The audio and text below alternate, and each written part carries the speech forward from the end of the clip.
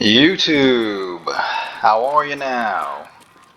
So Escape from Tarkov just released patch 0.13, introducing the new Streets of Tarkov map, or at least the first iteration of it.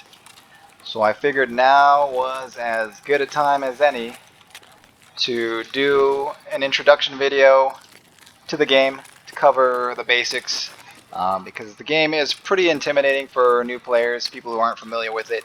It's very in-depth, there's a lot to learn. Knowledge really is power for this game. So the purpose of this video is to go over some of the basics that I've learned through playing the game, just to kind of get your feet wet, so it's not as intimidating to come into the game. You have some knowledge of it, and then you can go from there to see if you want to play the game or not. So what is Escape from Tarkov? Escape from Tarkov is a hardcore first-person looter extraction shooter with PvE and PvP.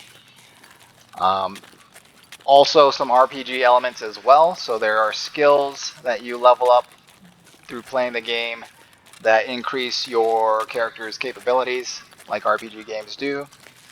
There's story involved to it, so there's AI enemies, there's real player enemies, and there's a ton of looting. So the most basic sense of the game is it's a looter survival simulation with shooting spread out. So the majority of time you spend in the game is going to be looting, unless you're specifically looking for player versus player action. There's tons of different items in the game to loot.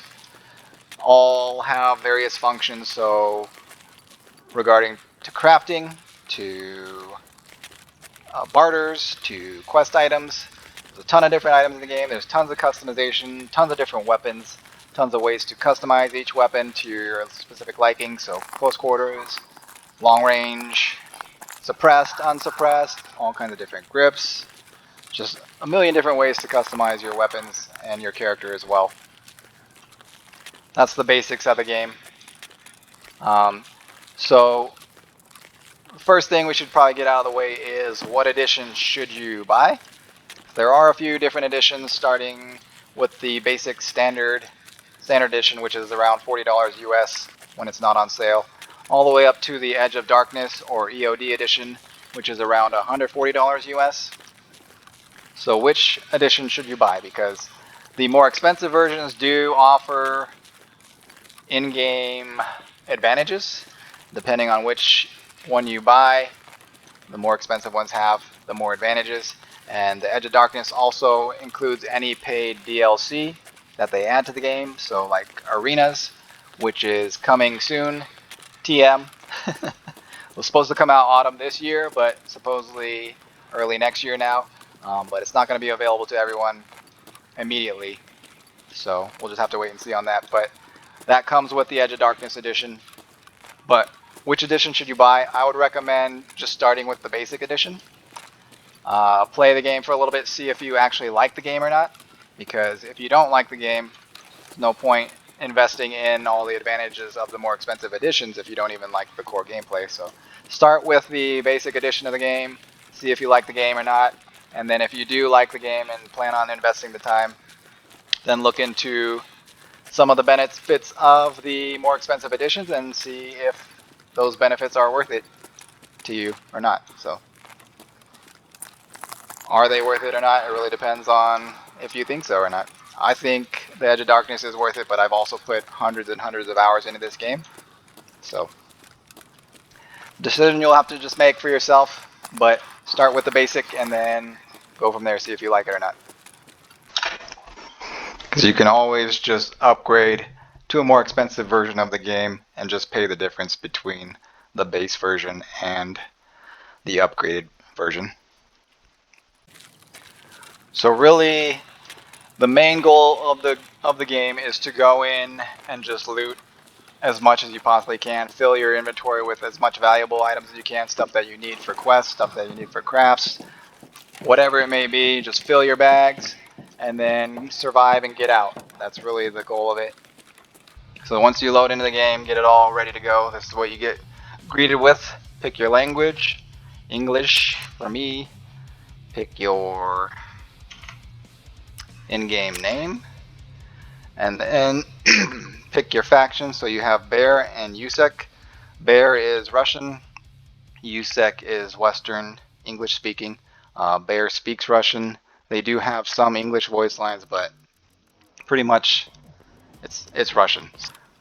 So the main difference between Bears and Yuseks are the starting equipment you start with. So Bears have your more traditional AK Russian style weapons, whereas Yuseks have your more Western style weapons like your M4 and your MP5. They do have different cosmetic items as well, so the clothing they wear, um, the faces, the voice lines, that kind of stuff, but those are more just the cosmetic. There are differences in game, but the only one that I know of so far is the Lighthouse map. So on the Lighthouse map, there is a rogue USEC faction that is more friendly towards USEC players, but very hostile to Bear players. So USEC players can get fairly close to their base without being shot at, as long as they're not engaging with the rogues. But Bears can't get anywhere near it. So the USECs will shoot at the Bears from like 200 plus meters away when you can't even see them. So the Lighthouse map is definitely rough for Bears compared to USECs, but I believe that's the only difference in the game right now. But developers have said that in the future they plan on making other factions and introducing them into the game that are more hostile to USECs to even it out. But currently, the game is more hostile to Bears, at least on the Lighthouse map. And from the stats that I saw last, I believe the player split is around 70-30. So 70% USECs, 30% Bears. So there's not nearly as many Bears, simply because it's much more difficult for Bears on that Lighthouse map. We're going to stick with USECs for now. And then you got your character customization here. So you got different faces to choose from. And then Bears also have different faces as well. So we'll go with that guy, different voice lines. Shoot your sectors.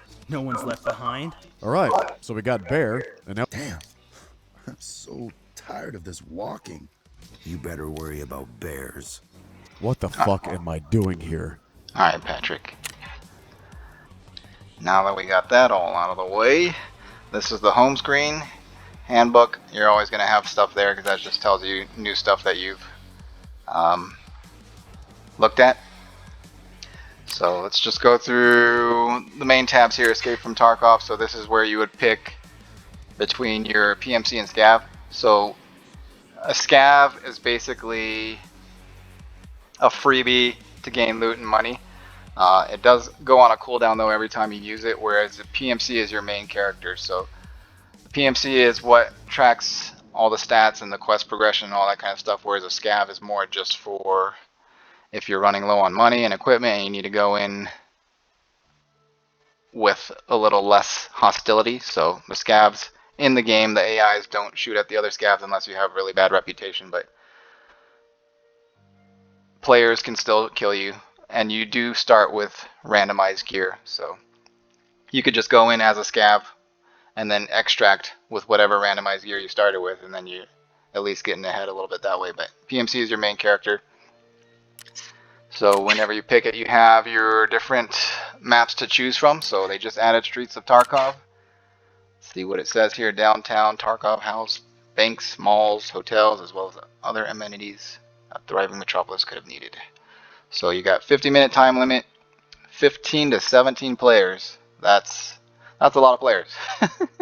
But supposedly Streets of Tarkov is supposed to be really big overall. They were saying it would take like a couple hours to do each raid, and they said the overall size of the map is bigger than all the current maps combined, but this is just going to be the starting iteration. So 50 minutes, but 15 to 17 players is quite a bit, so it has to be pretty big. We got interchange here, 10 to 14. This is the mall, customs. This is one of the main starting maps with a lot of the quests here. Lab is the higher end PvP focus map. Woods is another good starting map. Factory, very small map. with only 4 to 6 players. So if you go in with a group of 5, essentially there's only one other player. But if you go in alone, it could be rough because it is very close quarters and another PvP focused map. Reserve, another higher end map. A lot of people go there for PvPs. A lot of good loot there. Military base. Lighthouse is the last map they added in the recent expansion.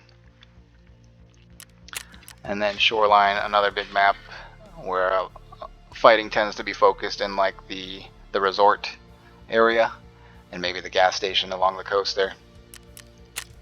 So that's that main tab. You got your character tab. So this is where you'll be spending a lot of time preparing for raids and post raid. So your overall just shows your overall stats, how much you play the game, your kill death, your survival, all that kind of stuff, and then also your clothing options here. So the gear screen is basically what's on your character. So this is what you're going to be bringing into your raid. These are all able to be lost in raid except what's in your secured container here. So the Gamma is the EOD version, whereas I believe the base edition gives you a 2x2. So you have less that you can stash up your butt basically and guarantee to pull out of the raid, whereas everything else can be lost in raid. And then this is your stash. So this is all the starting stuff you get from the Edge of Darkness edition. It's a lot more than you get with the base edition, but a lot of it is junk too, so we'll get to that more in a minute. Then you got your health screen. So basically you have different areas of your body that have a certain amount of health. So your head, thorax, stomach, arms, and legs. Total of 440 health, but the way it works is each individual area can be blacked out. So let's say you take 75 damage to the arm. You'll black out this, so you'll have 0 on your arm, but then that 15 damage will be spread out to the rest of your body. So anytime you're a blacked out limb and take damage to that blacked out limb, it spreads out among the remaining areas of your body. So the 2 areas you're most concerned with are going to be your head and your thorax, because if these black out and you take any damage, you will die. Whereas anything else, you can be blacked out and still take damage without dying, depending on how much health you have left. But these 2 areas, head and thorax, if you're blacked out and you take any more damage, you will die.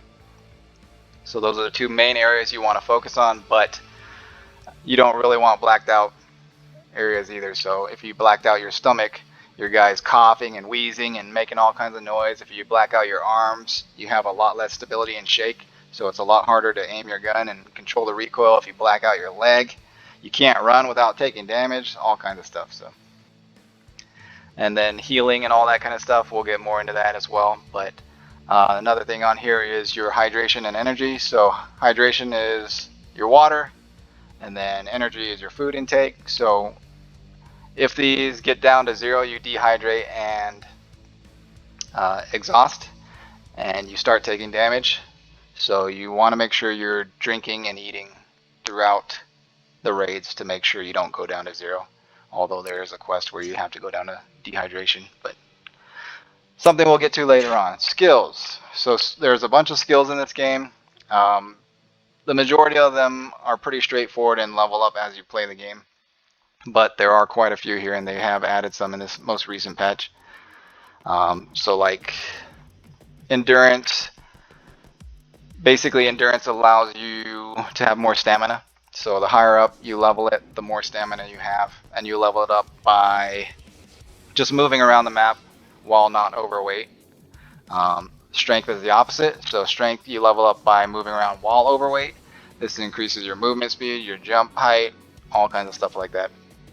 And they've got all kinds of different skills for different things. So like metabolism, you just level it up by eating and drinking. Health, you level up by using heal items, that kind of stuff. So they all help improve your performance in the game, but they do take a while to level up, and you're probably not going to really notice any major differences until you start getting in the higher levels or the elite levels, which unlock some pretty crazy stuff, but you would have to put quite a bit of time into it to get to those. So If you want more information on this kind of stuff, you want to dive into it more deeply, I would suggest going to the Tarkov wiki. So the Tarkov wiki is definitely going to be a major help in this game. Any outside resources, because this game doesn't really hold your hand, it doesn't really tell you a whole lot about the game itself, how to play it, so you're just kind of thrown into it. Whereas if you don't want to suffer through trial and error in an already punishing game, any outside resources would definitely help. So the Tarkov wiki has all the skills, all the ways to level them up, that kind of stuff, what they do, how they help you, all that. Along with everything else as well. They have all the weapons, they have all the mechanics broken down, how the ammunition works, the maps, the layouts, all that kind of stuff. So map, basically this is if you just have a physical copy of the map, it'll show you what you have here. And then your tasks. So tasks are going to be your best way to level up your character, unlock progression, that kind of stuff. But we'll get to that here in a second. Alright, so that's the character screen. Traders. So your traders are your, really in the beginning, your only ways to buy stuff, and then also your task givers as well. So this green check mark means they have a task ready for you. So this is the stuff he has available to buy. If you want to sell them, you can sell stuff to him, and then your tasks, we'll just accept the task. So all this stuff that's grayed out is stuff you haven't examined. So you have to examine stuff in the game, and you do get a little bit of experience for it. So I would recommend when you start the game, just examine everything. So examine everything from the traders, examine everything from, what's his name? Fence, because he restocks different stuff pretty frequently. But it's a good way to just unlock all this stuff so you don't have to examine it in the raid, because it does take time to do it. And then like the guns and stuff, they have stuff inside them as well that you can examine as well, all the different attachments. But it'll take quite a bit of time, so we'll skip over that for now, but definitely make sure you do that. Good way to get some experience. Grab that task. Let's actually, so Prapor is like a more Russian style weapon type system. So he has like AK-74Us, AKMs, Mosins, that kind of stuff. Therapist is like the heal lady. She has a bunch of different healing items.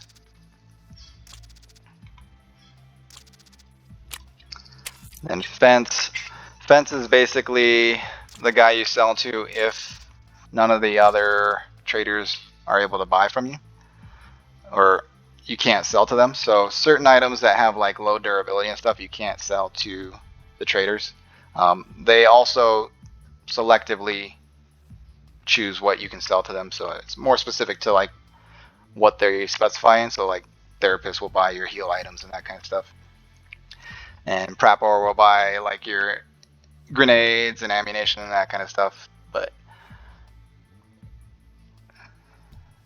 Fence is the guy you would sell to when none of the other traders will buy from you. So he obviously gives you the least amount of money for it, so you definitely don't want to sell to him unless you have to. And there is a hierarchy of how much money you can get for certain things. So some of the stuff you can sell to multiple traders, but some of them give you more money than others. So I believe Therapist pays the highest currently, and then I think it goes like Jaeger, Ragman, Mechanic, and then something in between here, but I haven't really followed too much on it. It's something you would look into on the wiki. They probably have it updated. Then we got Skier here. Skier has some other AK style weapons here, and he also sells euros. So some of the items have different monetary currencies to them. So you have rubles, euros, and US dollars. Euros and US dollars don't get as much play. Rubles are your primary currency, but some of the stuff you do need euros, but there is a conversion to it. So if you wanted to buy €1 it costs 132 rubles, so there is a conversion there. And then we got Peacekeeper. Peacekeeper is your dollar guy, so all of his stuff is basically in dollars. He's your Western UN rep, basically. He's got all your Western type weapons, so M4s, MP5s, that kind of stuff. Mechanic is just your all-around fix-it guy, so he sells all kinds of different guns, all kinds of different items. He's the guy who will buy pretty much all your weapons and that kind of stuff. Ragman is basically your gear guy, so he sells you backpacks, vests, helmets, any type of clothing, that kind of stuff. That's going to be who that is. And then Jaeger, you have to unlock him through a quest, but he's got some like shotguns and that kind of stuff.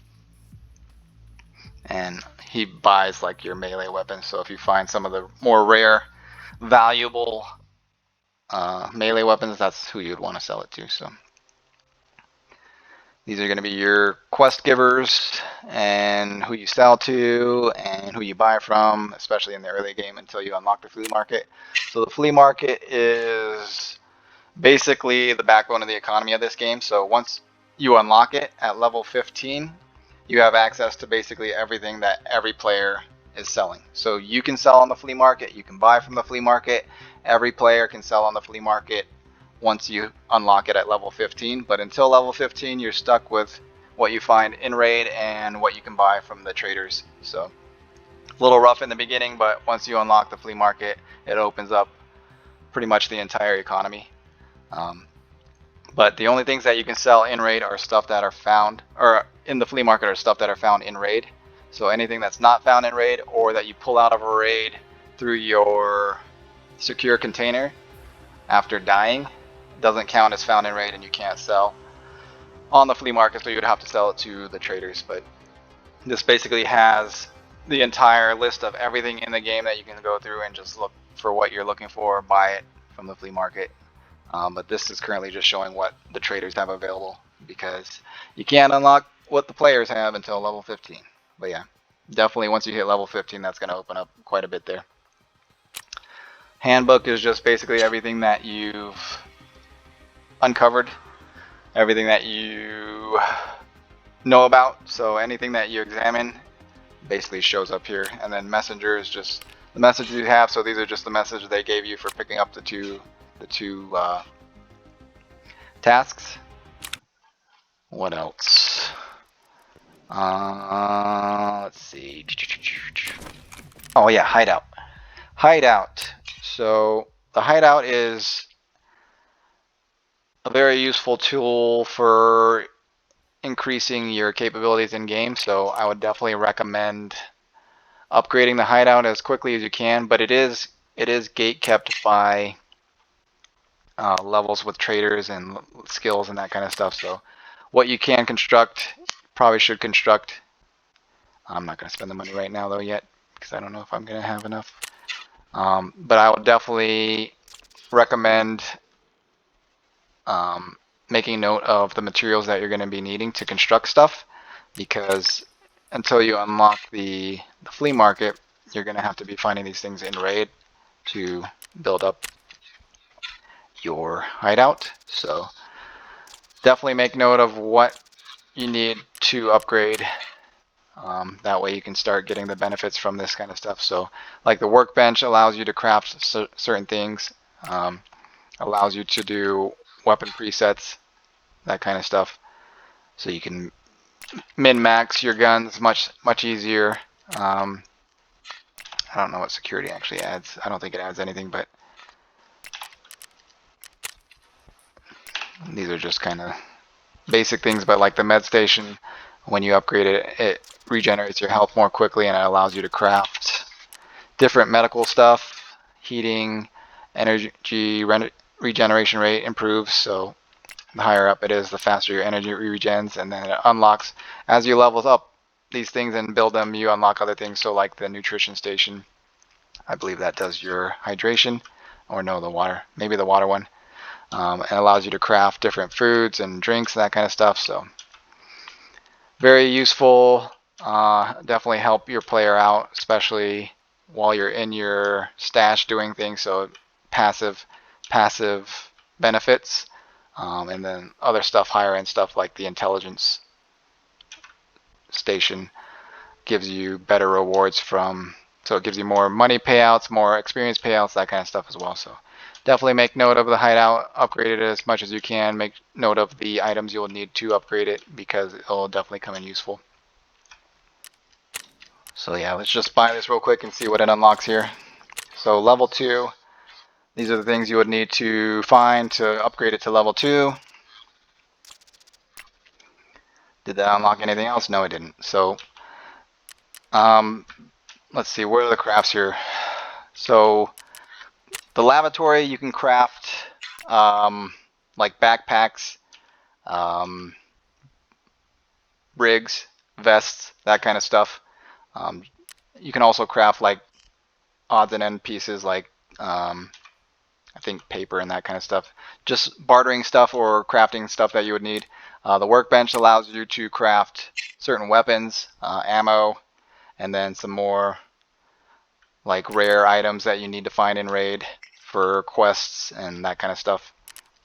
Your stash basically just increases your stash size. So your home screen, which has all your gear in it. This is level 4, so Edge of Darkness edition upgrades your stash to level 4, whereas if you have a lower edition, you start at a lower level and do have to upgrade it to level 4. But it does cost quite a bit of in-game money, materials, and you have to level up traders and other areas in the hideout to get it to level 4. So it does take quite a bit of time to get it to level 4 by just playing the game, whereas Edge of Darkness gets you to level 4 immediately and gives you that huge stash. So 10 by 68, so 680 squares. Whereas I believe it starts at 10 by 28, so 280 squares. So more than double the capacity to start off the game with. And as you just keep grabbing more and more stuff out of the raids and put it in your stash, it gets full pretty quick. It becomes a game of basically Tetrising and inventory management and just trying to make the most of the limited space that you have. It becomes a game in itself. You spend quite a bit of time post raid in your stash just trying to organize and get everything figured out.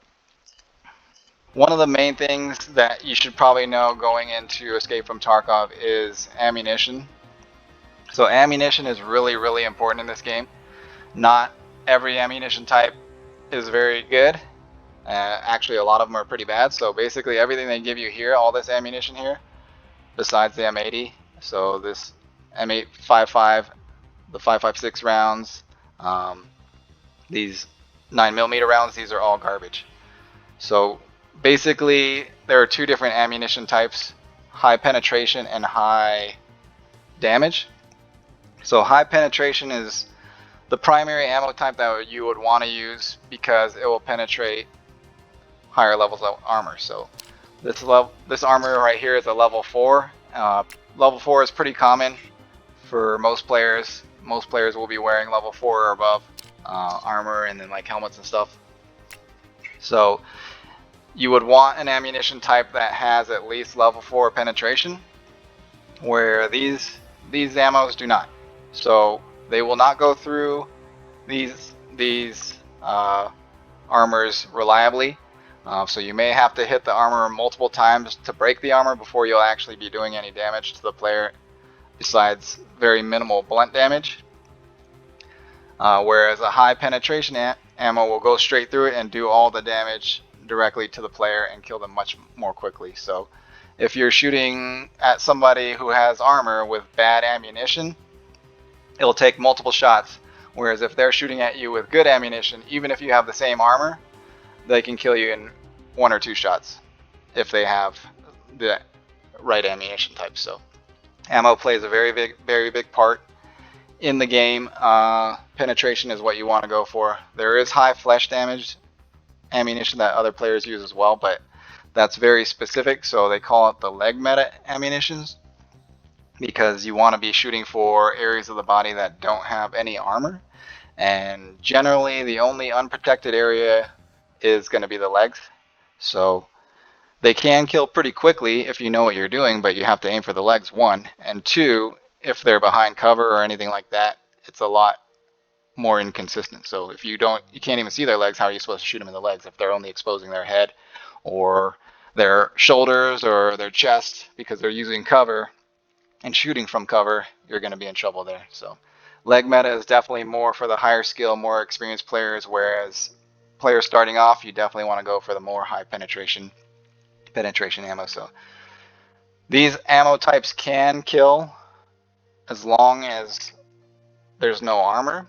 So like if you shoot somebody in the face and they don't have any face shield, then they're going to die. But if they have a helmet or you shoot them in the chest and they have armor, it's not going to kill them. So it does have the potential to kill if they have no protection. So like scavs and stuff usually don't have helmets. They usually don't have very high level armor. So these ammunition types can be useful against AIs, but against other players, they're generally not very good. So you definitely want to go for the higher end ammo. Definitely look into the Tarkov wiki. It has charts for every ammunition type, their penetration values, their damage values, all that kind of stuff, how good they are, how bad they are. So basically what I would do with all this ammunition that it gives you besides the M80 7.62, I would sell it and then buy a better ammunition type. So really the only good starting ammunition that you have that's readily available is, oh, he doesn't even have it, does he? Well,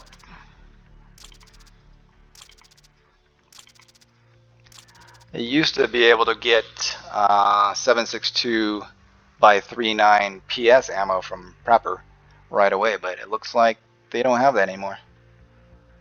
Ooh, interesting.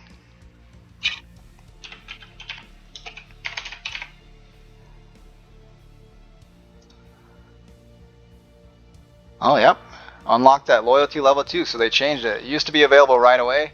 Now it's locked behind level 2, so you're basically stuck with junk ammo in the beginning. Interesting. Alright, so I'm not going to sell all that ammo. So yeah. Previously I would sell all this ammo and then just buy PS ammo and buy a gun that uses 7.62 by 3.9, but since it's not available till trader level 2, kind of out of luck there. You just got to use what you got. So yeah, I'll have to go through the different ammunition types and see what's good available at starting level, but basically you want the higher penetration values. Okay, so let's see what else we got. Heals. So the way healing works in this game, there's quite a few different ways you can take damage. Quite a few different types of heals you would need to use to combat that damage. But I'm gonna basically just go over the more basic things that you would need because it can get pretty complicated, but there's generally just healing damage, stopping bleeds, removing pain effects, and then there's fractures, and there's also like blacked out limbs. So there are quite a few items for every different thing to use, but for simplicity's sake, there are a few things that do multiple things at once. Those are the things that you would definitely want to focus on. So like the Flea kit can stop bleeds, so it stops light bleeds, but at the cost of 45 HP when it has 400 HP available. Stops heavy bleeds at 175 HP out of 400. So you don't really want to stop heavy bleeds with this because it basically uses half of it, but you can use it to stop light bleeds and also to heal as well. So another good thing would be this thing here, the Calloc B hemostatic applicator. This stops heavy bleeds, and it has three uses per pouch. So a lot of players will carry a Salewa, Calloc B, and then some type of painkiller.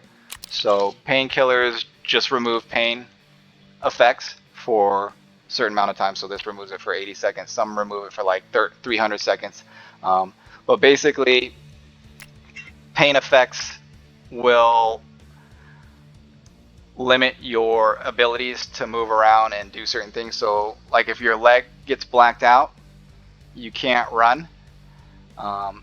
You'll be suffering from pain. But if you use a painkiller, even if it gets blacked out, you can run you'll take damage while running, but at least you'll be able to run. Whereas if you can't run and you get blacked out while in a gunfight, you're pretty much sitting duck and you're going to die.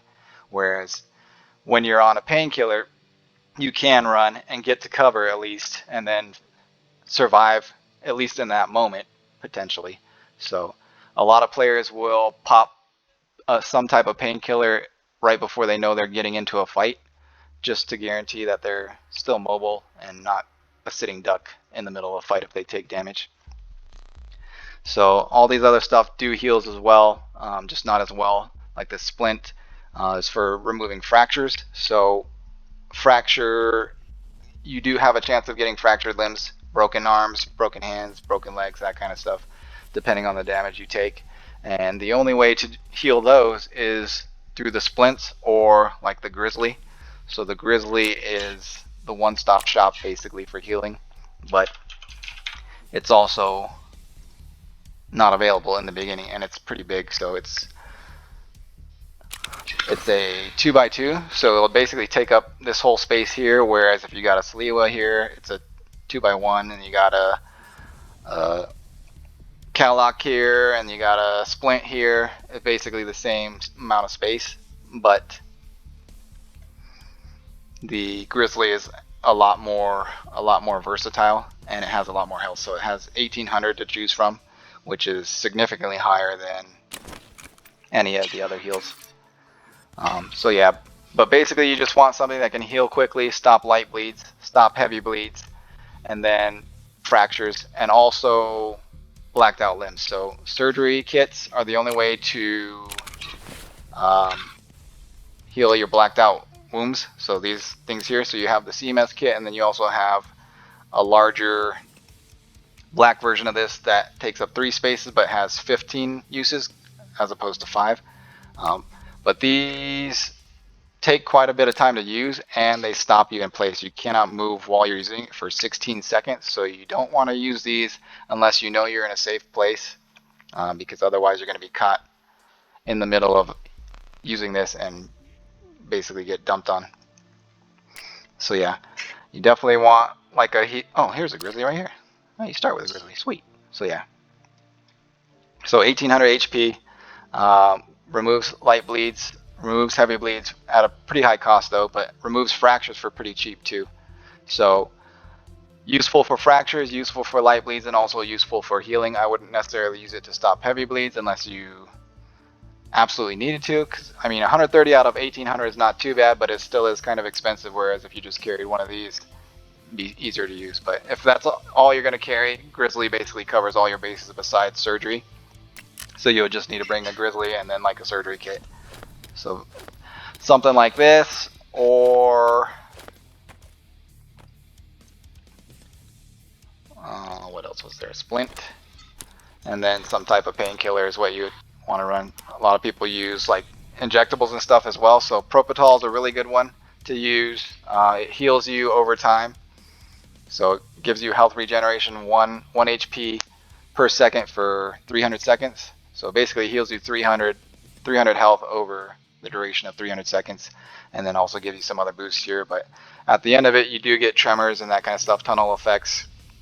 So there are negatives to using injectables, that kind of stuff. Morphine as well. Morphine's another common one people use to remove pain quickly, lasts 300 seconds. So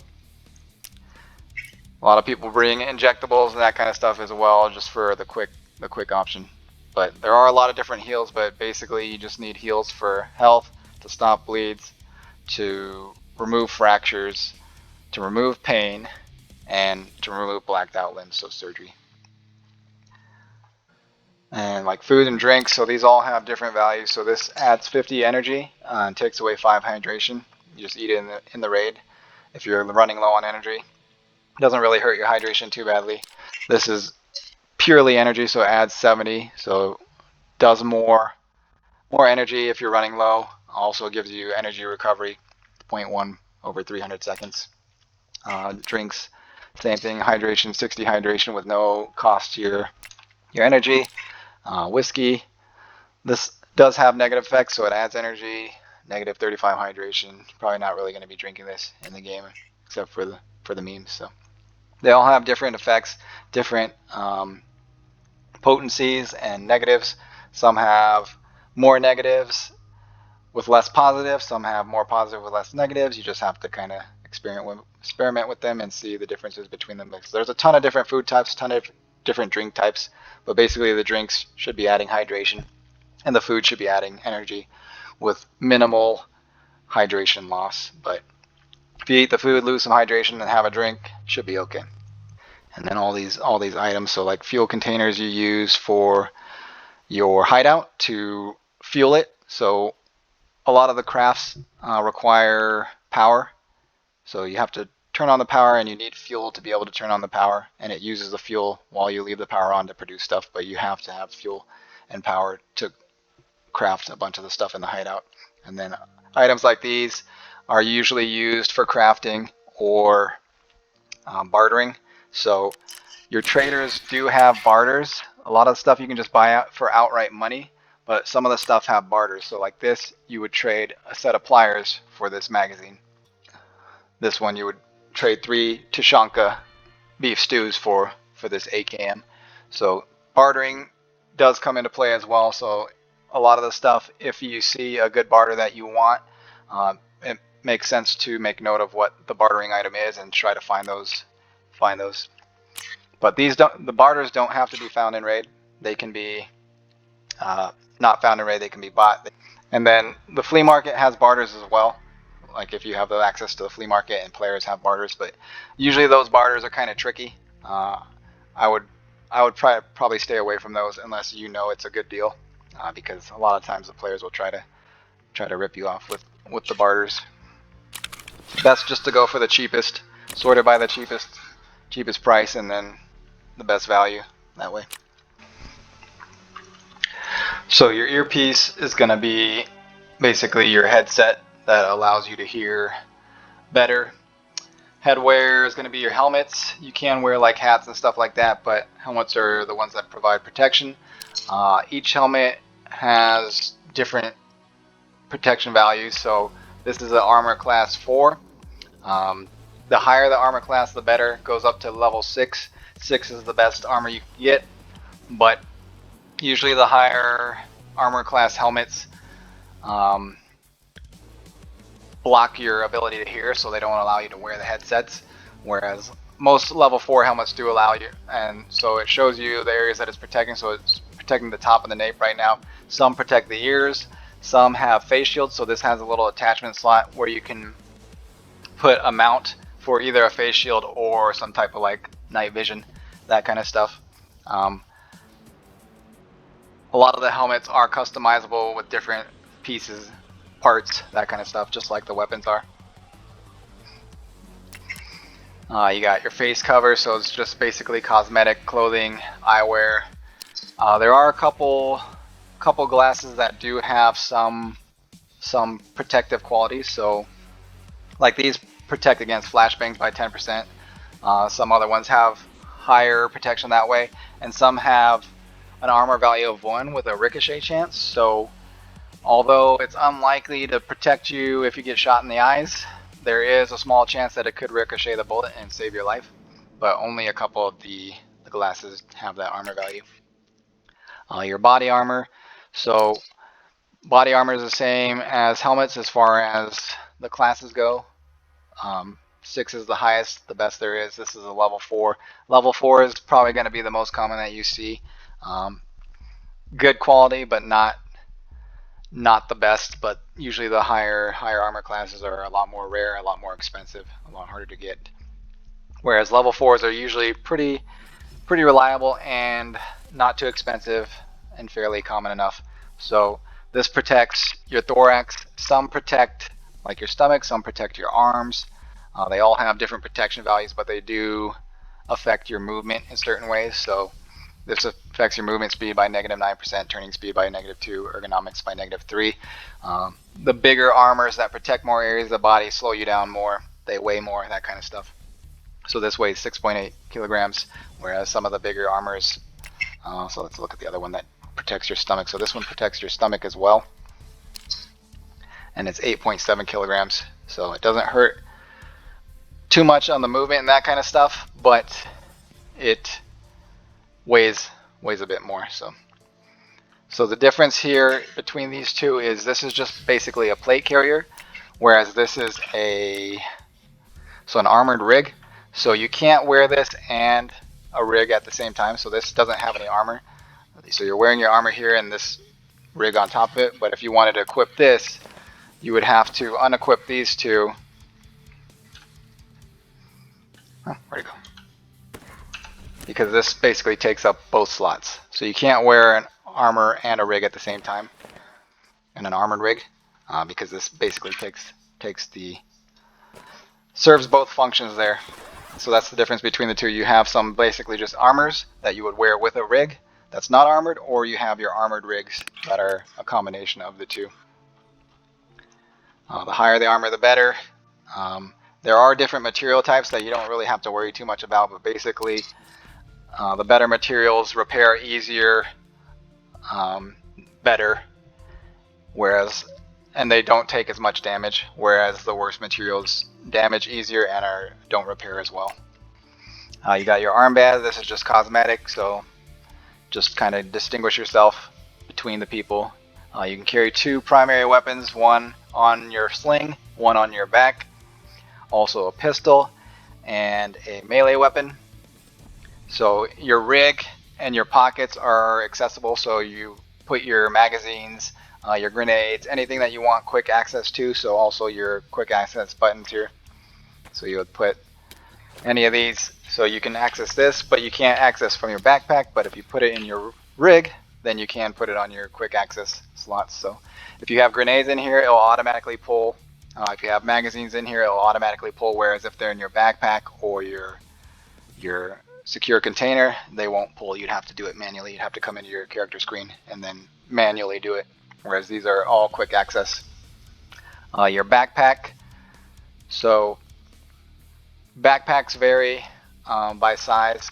So this one has 32 slots, but it's also sectioned off, whereas this one has 20 slots, but it's one full thing. So they vary by size and also sectionality to them.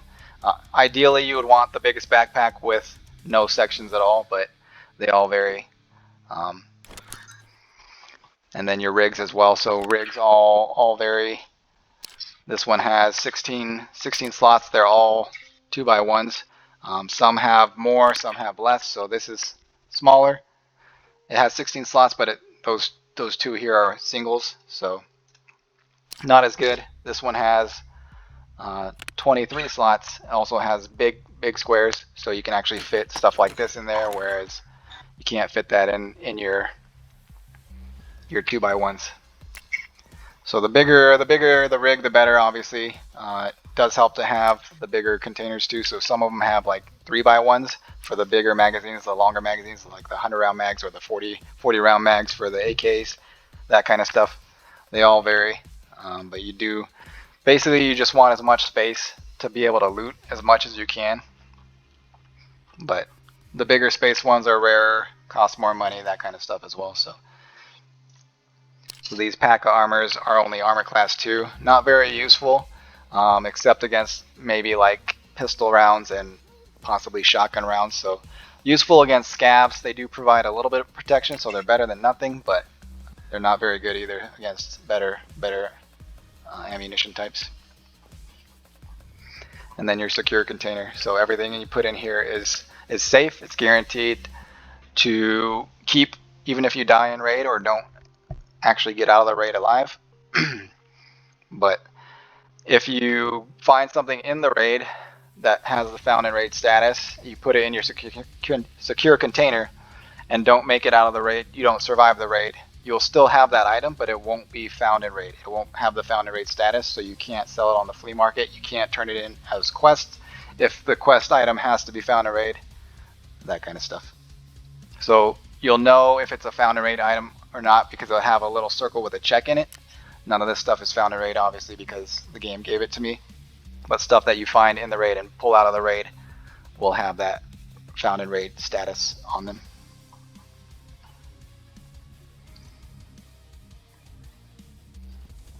And then weapon customization. So weapons can be customized pretty in depth in this game.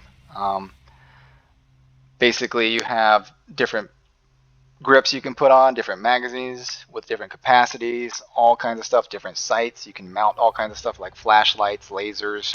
You can use different muzzles, so suppressors, different grips that help recoil control or improve your ergonomics. So ergonomics is basically how quickly the gun handles, so ADS speed, all that kind of stuff. Recoil control obviously is how much the gun recoils when you fire it. So the lower the recoil, the better. The easier it is to control. But every gun class has different recoil statistics. So even though the numbers may be the same, how they actually recoil in game could vary depending on the platform, that kind of stuff. So ideally, you want a high ergonomics, low recoil, but usually as you customize, you're going to have to sacrifice one or the other. So attachments that dramatically decrease recoil will also dramatically decrease your ergonomics, and vice versa usually. There are some attachments that benefit both, but the ones that benefit one or the other the most usually hurt the other one equally as well. All kinds of different sights. So this is just a close range optic. You have different magnifications, you got thermals, you got night vision, you got all kinds of stuff that you can put on these guns. So yeah, right now he's overweight, 23.7 kilograms. Yellow means you're overweight. Orange means you're really overweight, and then red means basically like you can't really move. So I believe the limit there is like 60 or 70 kilograms. Underweight, you have to be pretty light, but since I'm wearing a heavy vest, I got guns and all that kind of stuff, a big backpack, you tend to weigh quite a bit. So it's pretty difficult to be underweight to level up that endurance. You just have to go in pretty light, just with the bare basics, the essentials, if you're trying to level up that skill. So tasks are your best way to level up experience, gain reputation with the traders, unlock new items, that kind of stuff, and you get money and items from them a lot of times. So the reward for this is 4,500 experience, 30,000 rubles, and plus 0.03 reputation with mechanic. So every vendor, every trader has a reputation level. So right now I'm a 0.2 because I have the Edge of Darkness edition. So the Edge of Darkness edition gives you good reputation with all the traders. So every trader is a 0.2 right now, whereas I believe it starts at 0 if you have the basic edition. So doing quests, that kind of stuff with each trader will level up their reputation, get you to the next loyalty level. So every loyalty level unlocks new stuff with each trader. So level 1 now, this is all we have, but if I were to get to level 2, it unlocks some stuff. Get to level 3, unlock even more stuff, and then level 4 unlocks basically everything they have that's not locked behind quest completions.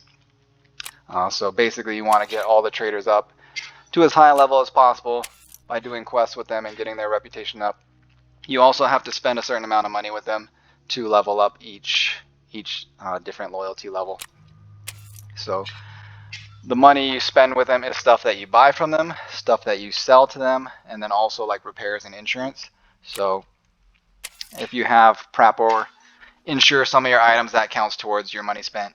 Or if you have him repair some of your items, same thing. Same thing with mechanic. If he repairs some of your items, or therapist, if she insures your items, that counts as money spent towards that. So it does cost quite a bit of money to get them up per loyalty level, but basically you would just focus on the ones that you want to get to the next level, which one's most important, which ones you want to unlock first, which ones have lower level requirements. So whichever ones you're getting to a certain level, if you don't have enough money spent with them, you would just spend the money on them.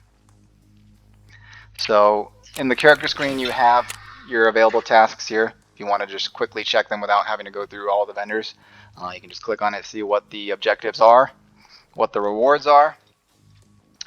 So in the screen, you have quest items that you got in raid.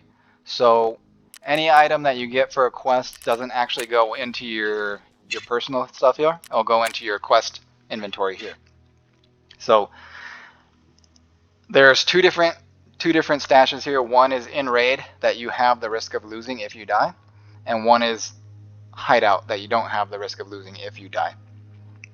So you have to get it out of the raid first to be able to put it into the stash, but if you wanted to move it somewhere safe before you turn it in, so some of the quests require you to get an item out of a raid from one map and then place it in another map.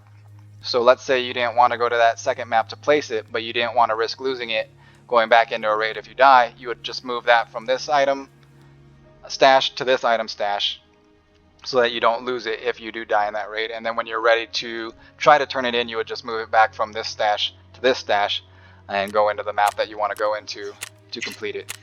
And then you can also add notes here, so stuff that maybe you want to look for in the raid for either your hideout or barters or whatever you're working towards. So a useful tip for quick looting is if you can drag it, or you can control select it to move it into your inventory. There's no space in my bag. Or you can alt select it to actually put it on your person, and then control select to put it back where it switches between. So quick looting that way, or you can just drag it depending on how you want to do it. But if you're going through stuff quickly and you just want to grab a bunch of things, you can just control select it and then alt select it to put it on your person. So put that in my thing or put it in my bag. So one of the tips people have for looting is you get experience for looting and you also get experience for picking it up. So even if it's not something you want to get in the habit of picking up and putting it back, because it gives you a little bit more experience that way. And then for space conservation, you want it to go kind of in the most space conscious way possible. So since this is a single item, you don't want it taking up your big space, you'd move it into like a smaller space. Or if you looted this, it would go straight here, but then you'd want to move it into like a 2x1 space ideally. Can't always do that if you're running low on space, but inventory management is one of the key skills that you will learn in this game to try to get as much out of each raid as possible, because that's really the goal, is to get as much good loot each raid as possible, and inventory management is definitely going to come into play there. So inventory management is pretty essential, especially in the early game when you're just getting as much out of the raid as possible. So a lot of people try to make the most use of their space by stacking stuff inside of stuff. You can stack bags that fit in other bags, in bags. You can put vests in here. You can put stuff in the vest to save space. A lot of different ways to save space to make the most out of your hideout. So let's just grab all this and see how you would want it sorted in. So it just puts it into your bag or wherever it's available automatically. But if you're running out of space, you'd kind of want to move things into more specific areas. So the smallest spaces possible that they would fit in is ideally where you would want it to go. So if you looted all these, you'd move these into the single slots. That way you open up the bigger areas for bigger things to fit in there.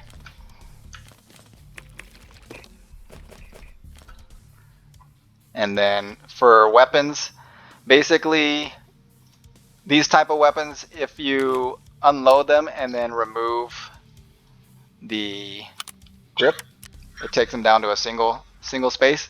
So this plus the mag, you're saving two spaces here, whereas if it was combined, you would lose out on these 2 spaces. So that's another way to conserve space there by just taking apart weapons. You can put attachments on these weapons, so any attachment that you can fit on here will save space. There's a lot of different ways to conserve space to minimize the footprint that each of these items makes. So like this had a scope that takes up 2 different spaces, but if you put it on here, it doesn't take up any more space. So different little things that you got to experiment with. There's a lot of little like attachment holders that you can put quite a few attachments onto and conserve space that way. So let's say it's a one slot attachment holder that can hold a sight, a grip, and 2 different like lasers or flashlights. So normally that will be 5 different spaces, but you can combine it all into one basically if it'll hold all that. So a lot of different ways that you can just experiment with to conserve space. And then they also have a lot of different containers as well. So one of the main ones that you want to get early on is this Lucky Scav junk box. It's a 1,000,000.1 rubles, so you're gonna have to get some money to get this. But this basically has this giant amount of space, and it only takes up this many slots. So it takes 16 slots, but it holds 196 spaces. There's only certain things that you can put in here though, but basically anything that's like junk, so anything that's quest related, this type of stuff, even these things here, you can put in there and save space that way. And then like this is a dog tag case, so this only takes up 1 spot, but it holds 100 dog tags. So dog tags you get from killing real players and then looting their bodies and taking their tags. So if you're killing a lot of players, they each take up 1 space, whereas if you have a dog tag case, you can put them all in there and only take up 1 space. And you can also put that in your secure container, so even if you die with those dog tags, you don't lose those dog tags. They lose their found and raid status, but you still have them and you can still sell them to therapists for a good amount of money if they're higher levels. There's all kinds of different cases. Let's actually go through the cases here. In the storage containers. So you got ammunition cases for ammos. That takes up, I think it's a 2x2, and it holds quite a bit. Can't inspect though. Your documents case, so this is a 2x1. It can hold books, maps, certain computer type items like SSDs, diaries. So 2x1 items, 1x1 items, you can fit all in this 2x1 item. Save space that way. Dog tag case, we went over. Grenade case, put a bunch of grenades in there. I believe it's a 3x3. Injector case, so this is a 1x1. This is pretty useful as well. It holds 9 different injectors. Injectors are pretty valuable, so you can sell them for a good amount of money, even if you're just selling them to therapists. A lot of them are worth at least 10,000. Some of them are worth 20, 30,000, and you can fit 9 into one slot. You can also put that as your secure container as well. So even if you die in the raid, if you have a bunch of injectors in there, that's pure money. Item case holds any type of items, pretty big, but also expensive. Key tool, so this is also a 1x1. It holds 16 keys. So I mean, one space for 16 different keys. So if you find keys in the raid and you don't want them all taking up one individual slot, that key card would help. Same for the key card holder. This holds specifically key cards, not actual keys. So like your labs access keys, the cards, that kind of stuff. Magazine case for all your magazines. Medicine case for your any heal items. Money case for money if you're rich, which not really rich yet, because the rubles, 500,000 is 1 slot. Anything beyond that takes up another slot. So you get 1 slot per 500,000 rubles, 1 slot per, I believe it's, 50,000? I think for euros and dollars. I'm not too sure on that, but I believe it's 50,000. So if you're rich and you got millions of rubles, that could take up quite a bit of space. So that would be for that, but that's probably going to be a later game. Your hollow Dilnik thermal bag. This is for all your food items, food and drink. Pistol case for pistols. Sick organizational pouch. This is probably one of the better containers you can have that you bring with you in raid, because this can hold all kinds of items. It can hold dog tags. It can hold keys. It can hold expensive items like flash drives, that kind of stuff. And it's pretty big. I believe it's like, I think it holds like 20 something, and it's only a 2x1. So it only takes up 2 spaces, but it holds like 20 something items. Thick weapon case, a big weapon case. You're not going to get access to that until late game. Same for the thick item case. This thing is gigantic, but you don't get it till much later in the game. And then your regular weapon case, which is smaller than the thick weapon case, but it's available sooner and it's a lot cheaper. So keys, there are a lot of different keys in the game. A lot of doors in the game require keys, especially the high loot areas. The marked rooms, they all require keys. And a lot of the keys are necessary for a lot of the quests. Some of them are available in specific areas that are guaranteed. Some are a chance, and then some are just random. So a lot of the keys that you will need throughout the game, you will have to probably buy from the flea market. I don't actually examine the keys until I pull them out of the raid. That way I know if it's worth that slot, if I actually need it or not. Whereas if it's something I already have in my inventory, in my stash, I can pass on it if I need something more valuable than that. Let's go through some of the different ammo types here. So ammo packs are basically just packs of ammo that you just find in a pack of whatever, and then you have to open it, and then you can get the loose ammo out of that. There are very many different ammo types here. So you got 300 blackout. There's 1, 2, 3, 4, 5 different types. AP is the best, really the only one that's actually usable for any type of armor. M62 is okay, far more common, but like these ammo types aren't available to loyalty level 4. So very far in the game, because Peacekeeper loyalty level 4 I believe is like 30 something. So this one's loyalty level 3. So a little bit earlier in the game. As you progress through the game and unlock things, you get access to better and better stuff. You got 3 through 8 Lapua, very rare to find in the game, very expensive. Only 2 different weapons in the game use it, and they are also very rare and very expensive. You got Magnum, all kinds of different ammos here. I'm not going to go through all of them there because there's so many. But the ones you see a lot of are like SMG ammo, so 45 ACP. AP is the best there. It has the highest penetration, but I believe one of these is readily available in the beginning. So FMJ, it's not great, but it does do a lot of damage. And if you have like a low recoil UMP or a fast firing Vector 45, that would be the ammo you have at least access to for pretty cheap, $1, which is 120 rubles conversion, and you just buy it from Peacekeeper for 120 rubles per dollar. So 120 rubles per round basically. A bunch of different shotgun ammos. So what are the good ones? I believe Flechette. It's one of the better ones.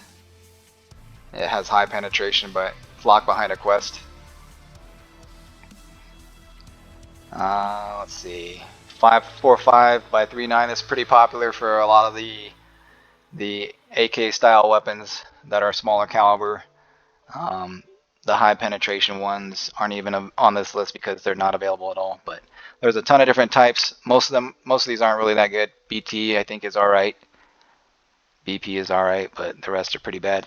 556, again, very common. None of these are good. 855 A1, but you don't have access to that until loyalty level 4 on all these guys. So 57 by 28. So this is for your P90 and your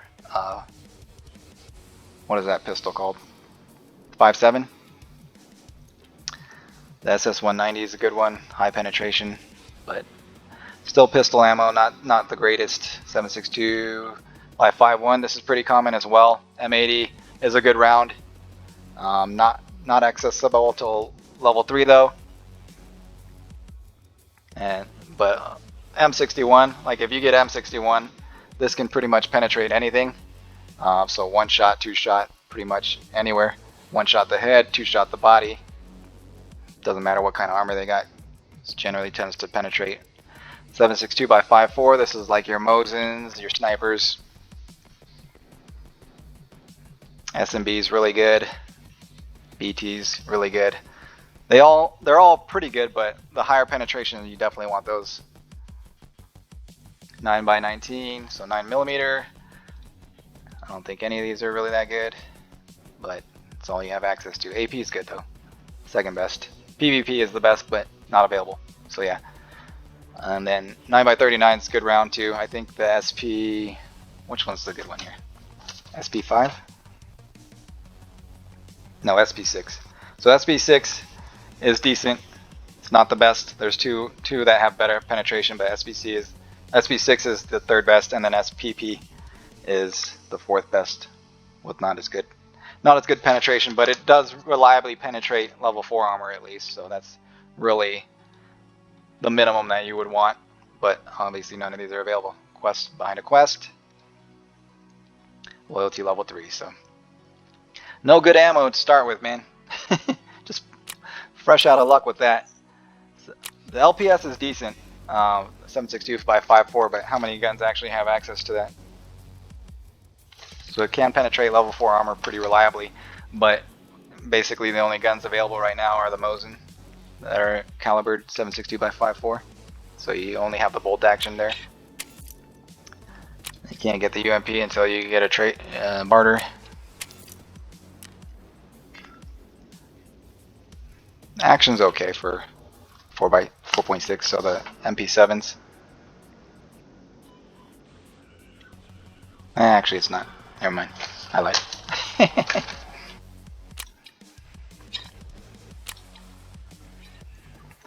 So yeah, not really a whole lot of good stuff to start with. I think they did that on purpose.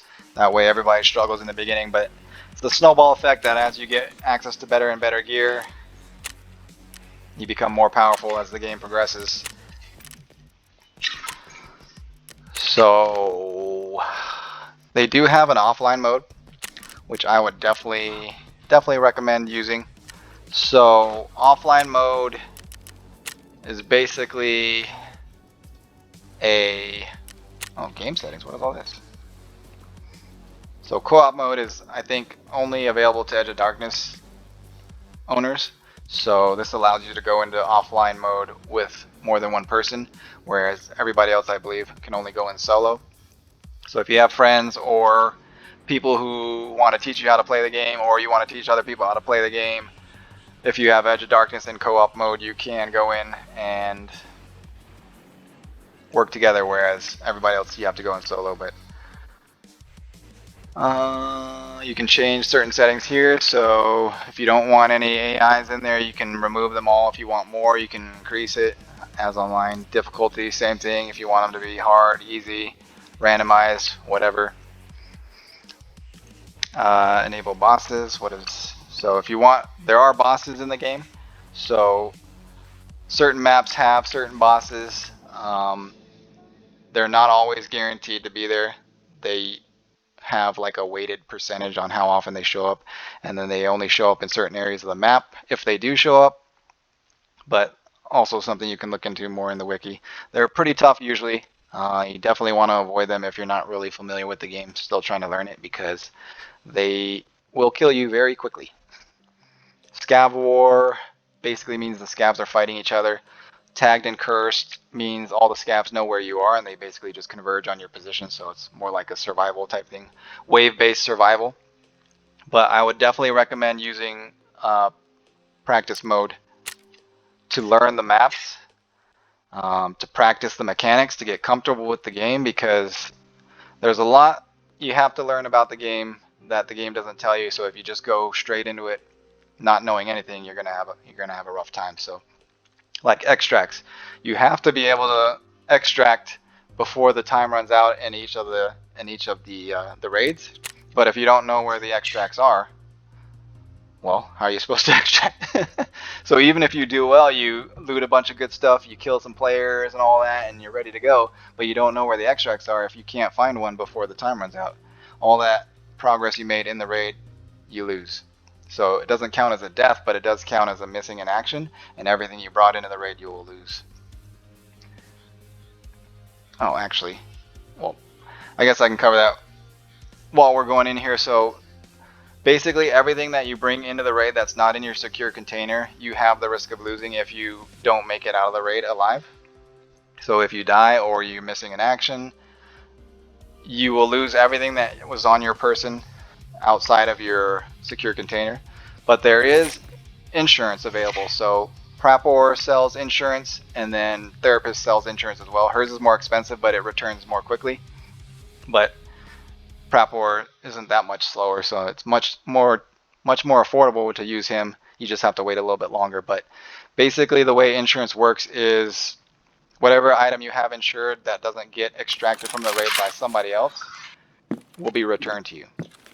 So let's say I insured this gun and died in the raid, but nobody looted me, nobody brought the gun out of the raid. It'll be returned to me eventually. But it does cost money to insure each item, but generally it's significantly less cost than it would be to replace that just by buying it again. So you definitely want to insure your valuable items. So insure this, insure this, insure this, insure this. Insure anything that you don't really want to lose, that you want to get back if at all possible. Because if it's not looted in the game, if it's not extracted from the raid that you were in, you will get it back after whatever the time period is. Alright, so I guess we're just going to go look around the new streets map here.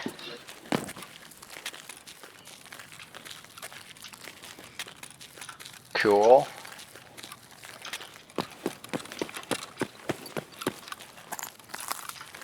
So let me just take off the headset to show you the difference in the sound here. See how his footsteps are significantly less loud? They're a lot more muffled. Now it's like very clear. So yeah, headset definitely increases your hearing capabilities. Oh, can't open that door. So on this screen here in the top left corner is my health. So that's an option you can set in the options to show your health. You can either have it green like I do or gray. Green just helps me visualize it better. So if I take any damage, it'll show different colors based on the damage. So like if it's like turning yellow, that means you're at about half. If it's like red, that means you're about to lose that area of the body. Blacked out means it's blacked out, that kind of stuff. So anytime you take damage, it also shows like if you're bleeding or any type of effects you have going on, whether they're boost or negatives. And then in the bottom left is your stance, your stamina. So standing, crouch, you can actually crouch in different levels here. Everything you can do in levels, so like leans and that kind of stuff. And then the blue bar, the second bar, is your hold breath, I think. Yeah. So anytime you aim, you're basically, you have your, no, that's your arm stamina, I believe. Yeah. So whenever you're aiming, you can only aim for so long without running out of the stamina there. You can also have like a menu in the middle of the top of the screen that shows like all your quick use bars here. So a lot of players will put, this has to be actually in your person, either in your pockets or in your rig to be able to use it on this quick bar here. So if I press 4 in game, it will heal if I need to heal. If I press 6 in game, it will stop a light or heavy bleed if I'm bleeding. And it can show you that in the top middle of the screen. Oops, I'm not going to go into the options, but if you want it there, I find that distracting. But if you want to know what you have in those quick access buttons, you can always put that in there. All right, let's take a look around here, shall we? Guess this is just a dead end. You can't even go anywhere in here. Nope. All right.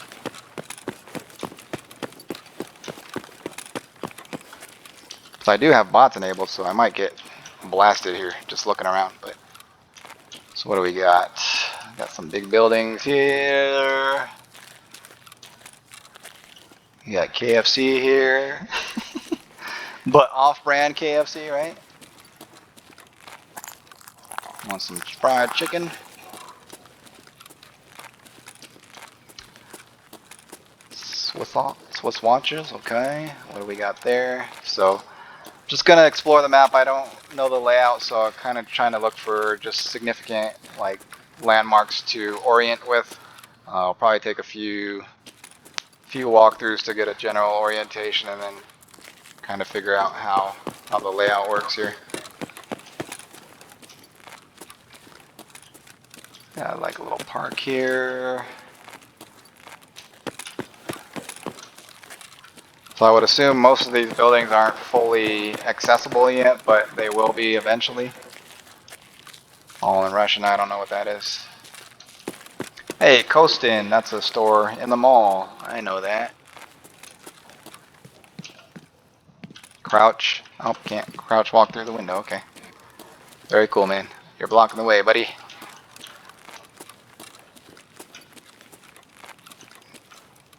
That statue. Alright, alright, alright, alright. Snipers. That means don't go that way. If you go that way, you'll get sniped. So, Tarkov has some out of bounds mechanics. If you go past certain areas in the maps that aren't actually sectioned off but have like signs of snipers, that means you're going out of bounds and you'll get sniped and you'll get killed. So even if there's not a wall there, if there's a sign that says snipers that way, you probably don't want to go that way because then they're going to kill you. It's basically just a invisible boundary. Coner, steak and grill, let's go. What you got? They got a pizza box in here. How could you bring a pizza to a steak place? Got some bathrooms here. I probably shouldn't go through searching everything since I'm not bringing anything out of this raid anyway. So offline mode, it's basically no risk, but also no reward, other than the knowledge and experience you gain. So everything you accomplish in an offline raid gets reset once you leave. So all the loot you get, all the kills you get, none of it really counts. You don't get to bring anything out of it, but it's a good way to learn the maps, learn the mechanics and that kind of stuff without the punishing nature of the actual game.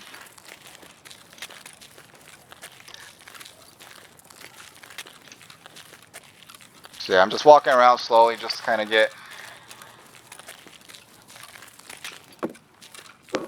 a long view of the map here. Whereas when you're playing the game, you probably want to be moving from cover to cover, but I just want to take it all in, you know, scenic view.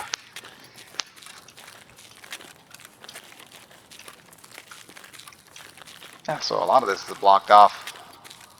I would assume eventually they're going to open it all up, but yeah, a lot of this is blocked off. Interesting.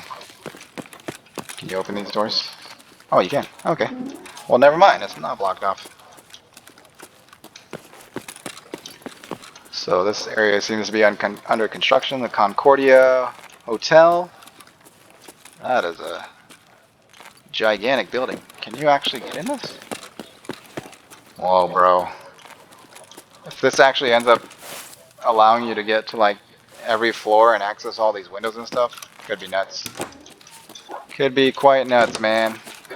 Sniper paradise. Camper paradise. What we got in here? Oh, breach. Nope. Need a key for that. Some doors you can kick through, but most of the doors that say breach require a key. But supposedly they're changing that to more like a keypad system because there's a ton of keys in this game, and the likelihood of finding the keys that you need is really low. So you usually have to buy a bunch of them, and they can be pretty expensive. So I think they're planning on converting to a keypad system for all the doors, so you just have to know the combination to access doors and such, which would be a lot easier than bringing like 50 keys into a raid to open doors and such. I got a little parking garage down here. Little power things here. Can we activate any of these? So some of the maps have like different activation points. Like the labs has some of those power things that unlock extracts. You gotta turn on the power. Interchange, the mall map has power station where if you turn on the power, it turns on the lights in the mall and unlocks an extract, that kind of stuff. A lot going on in this game for sure. Dino. Okay, so let's go back upstairs. We got a rave going on down here with a strobe light going. Cool, very cool.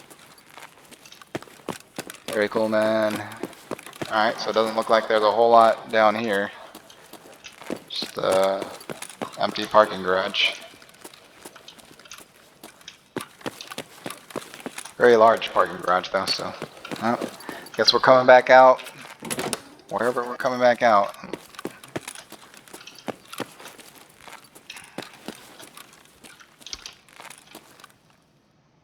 Which way did I come in from?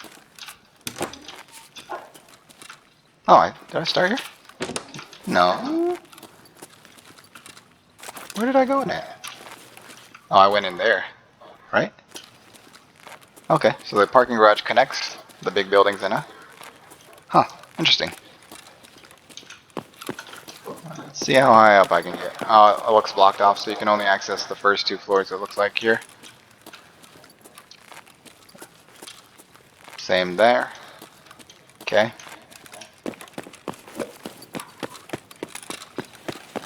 How much time do we have in this, right? Okay, so 40 minutes left. So you can check your how much time you have left in the raid, and then your available extracts. So where you spawn in the map determines what extracts you have available to you. Usually the extracts that are on the other side of the map are the only ones that you're available to you. So the extracts vary per raid depending on where you spawn. And then some of the extracts require specific things like you have to have a PMC and a scav working together to extract. Some aren't always available, some cost money, so like the vehicle extracts, if they're available, you have to have a certain amount of money to be able to extract, that kind of stuff. Whereas some of the extracts are guaranteed as long as they're in your list. So on this list here, the question marks are the ones that could or could not be available, whereas the ones that don't have question marks are guaranteed. But they may have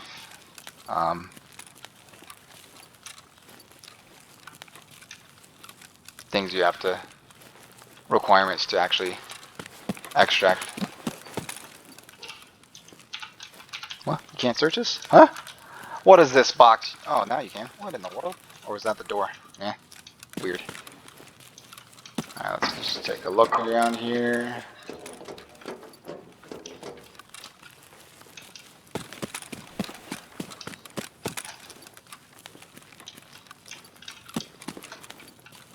Why can't you search these things? You used to be able to search them. I haven't heard any scavs yet, so kind of interested to see where the scavs will be. You would think they'd have some snipers around too, but nobody shot at me yet. Let's get up high as we can and have a... Nope. So basically it seems to be you can access the first 2 floors of stuff. And then later on you'll be able to access more, I would assume. I would like to go up that though. Let me in. Okay. Sparja. Whatever that says, I don't know. Crosswalk? Okay.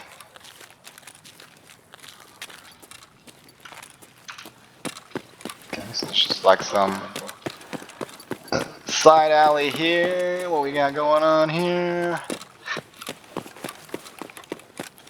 So yeah, I'm not really too concerned about... Oh, there's a guy.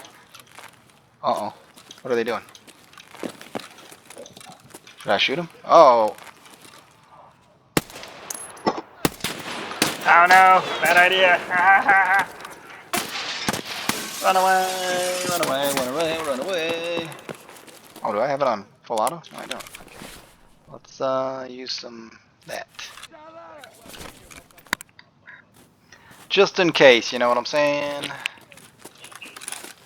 I just don't like the added sharpness. Every time you use a painkiller, it adds like super sharpness. Don't like that, but no penetration. Oh, hello. Probably shouldn't peek again, because now they're just pre-aimed, so AI in this game is pretty nuts. You generally don't want to peek after they're aiming at you, because they'll just blast you. Oh, yep, like that. That guy just smoked me. Wow, buddy. He said, that was a shotgun in the face, I bet. Head eyes. Well, found some AIs. Yep, head eyes with a shotgun, it sounded like. They done killed me, guys. Wait, why didn't I oh, yeah, I should have checked the damage to the face, but pretty sure that was a shotgun to the face from that range. Pretty ridiculous. So yeah, if that was a real raid, I would have died and lost everything that I brought in, besides what's in my secure container. Can be pretty rough. So definitely knowledge is key. So yeah, the time varies as well. So basically there's two different choices, 12 hours apart. So you got 6 p.m. or 6 a.m. and you have those to choose from, and the time just progresses consistently. So 6 a.m., 6 p.m. might be getting a little dark. 6 a.m. sun should be coming up, so let's check it out. Let's check it out, you know what I'm saying?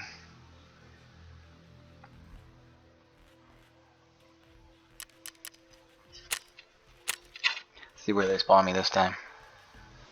I wonder if the wiki actually has like a layout of the streets of Tarkov already. Could be useful to check, because I have no idea where the extractions are. We are in the Pinewood Hotel, guys. We want to go down into the basement. Cannot. Cannot. How about up? Can we get past the second floor? Cannot. My dude died in a massage chair. Unfortunate.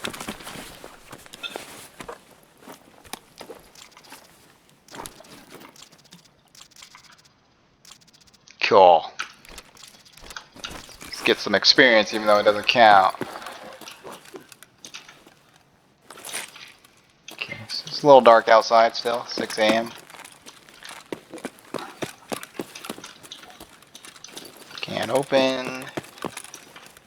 Can't open. Nasty bathroom. What does that say? You must be new here. I am new.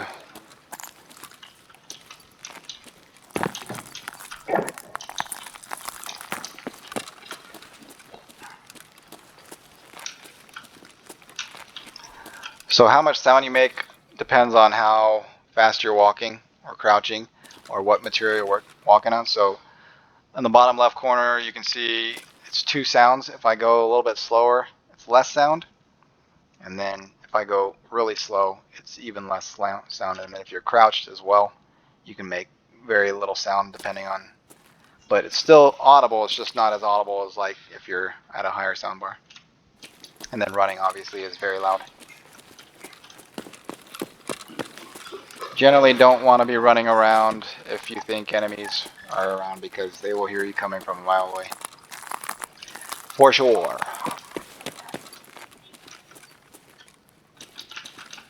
Yep. I should have read that before I pushed it, but what can you do? It's kind of weird interacting sometimes. It doesn't always line up the way you would expect it to. Some pretty nice rooms, man. Alright, let's get out of these buildings and get a layout of the lay of the land, shall we? I'll be in here forever.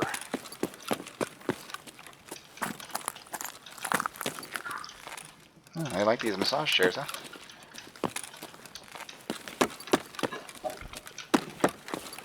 Yeah, generally the purpose of this game is looting, not always shooting, so you end up spending a lot of time in buildings just looting stuff and trying to find stuff for your guy. I actually should have gone over the hideout. I forgot about the hideout. We'll go over that next after we get out of here, if we get out of here alive. Probably not. So this area is unfamiliar. Completely different area of the map. You want a burger? What is this? Burger spot. Cool. Freshly grilled.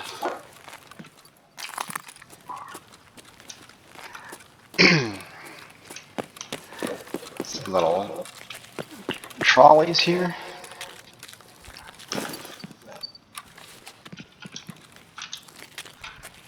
What is that? Strange looking buildings, man. It's a wide open area, man. Definitely don't want to be walking around here in a real raid and just get shot from a million different directions. Depending on how big it is. 15 to 17 players you would think is a lot, but if this map is like really big, you might never actually see anybody. Seems pretty big so far. So I still haven't seen anything from the last raid that looks familiar. Oh, nope, there's the Concordia. Alright, so we were over there before.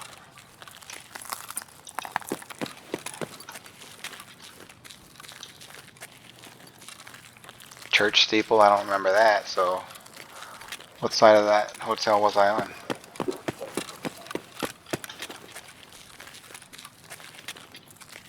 I think I was on the other side.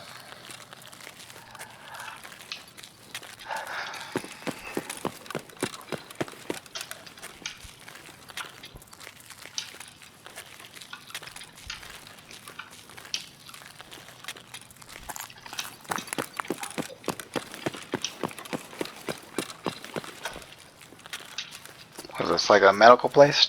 24-hour medicine? Huh? I opened the door, but there was a block there. Okay. So inaccessible at this point. I would assume they're working on that. Okay. Sure, sure. Sure, sure, sure. Cafe? Nope.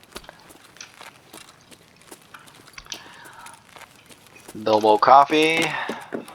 Oh, so you can't go in there. Okay. Some doors you can go in, some you can't. Eventually, I would assume you can go in the majority of them. At least you would hope.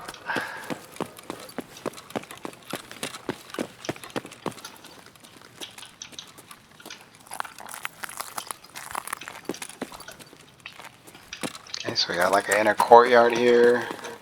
Huh?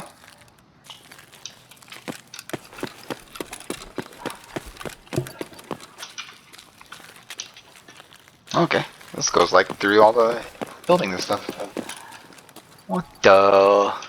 Alright, well, let's stay outside here and still try to get a layout. Map this place out, you know?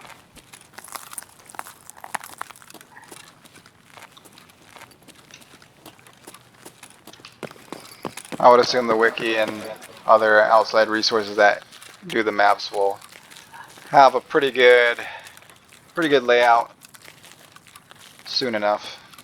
Maybe not right away, but since they gotta explore and map it out themselves. But power of the internet shouldn't be too long until they have an overview.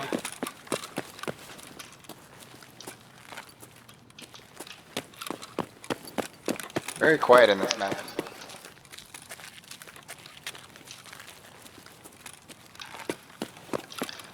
I guess it's because it's just Scavs, so they don't have anybody to shoot at except me. And if they don't see me, they don't shoot me. Okay, this looks like a dead end. How high can we get up in this building? Not. Not at all.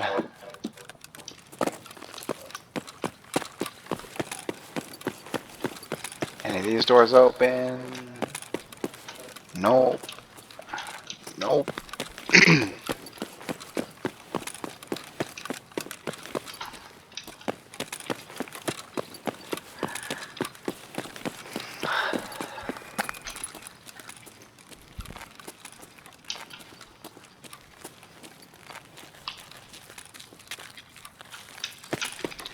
Let's get up a little bit higher, get a better vantage here. What is this, like a theater?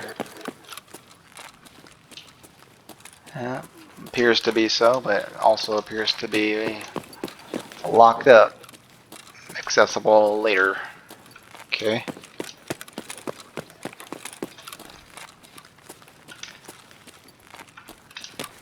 Okay. FCK, KFC, that's where I started, I believe. Yes, I started here. Right?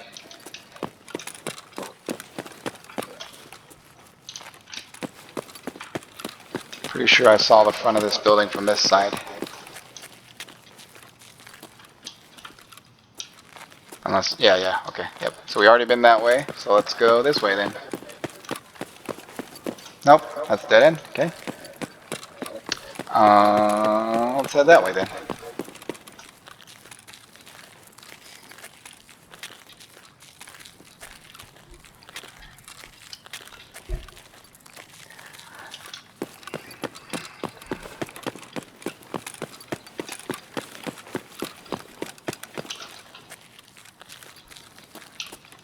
So this is the way that I came from, right?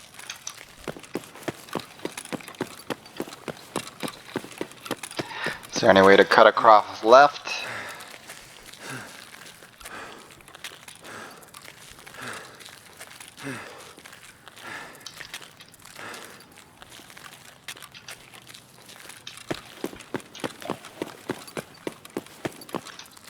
Or is this the way? Oh, what the? No, that's blocked off. Okay.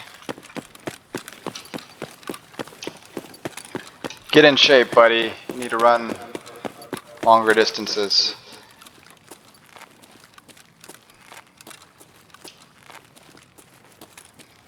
Nice windows to get shot through. Very cool. Ooh, what we got here? Oh, okay. What the heck is this? Alright. I don't really want to know what's going on here. Looks like the cultist hangout.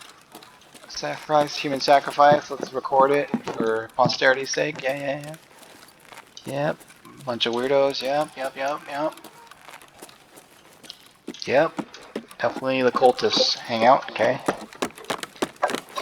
Every map tends to have like a little cultist area.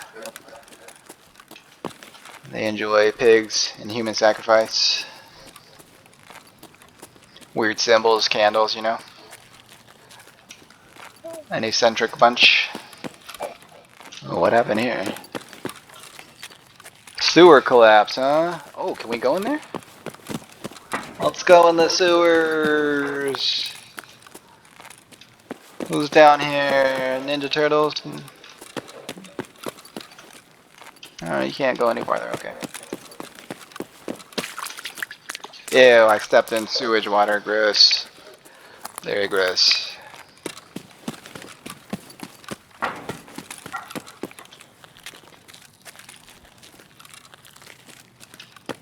Okay, so this looks like it's all walled off. Can't go that way. What is this? What is this? Little grocery store here.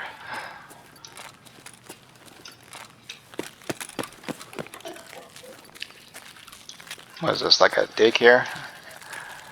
I don't know what it says, but colorful. Would think it's like a daycare. Hey, it's Nikita. The main guy developer. He's got his own little shop here. Does that mean there's good stuff in here or what? What we got here?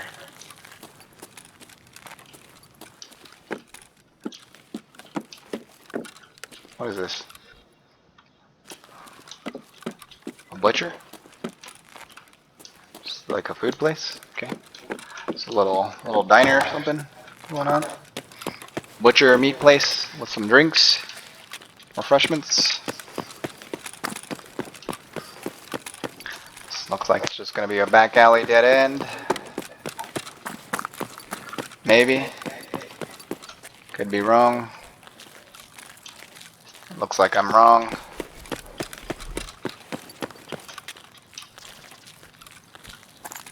What is that? I can't read what that said. Russian, man. I don't speak Russian or read Russian. I don't know. Whoa. That's a sniper. That means I went too far. Ah! Or is that just somebody posted up? Is that one of those border snipers? Or is that a real sniper that I can actually shoot?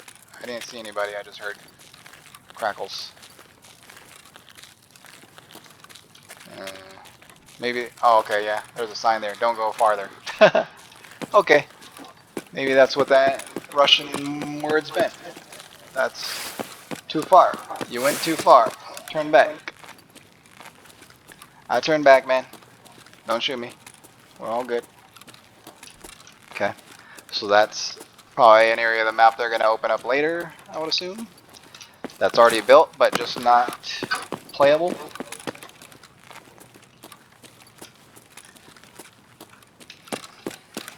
Ah, this looks like the area from the trailer.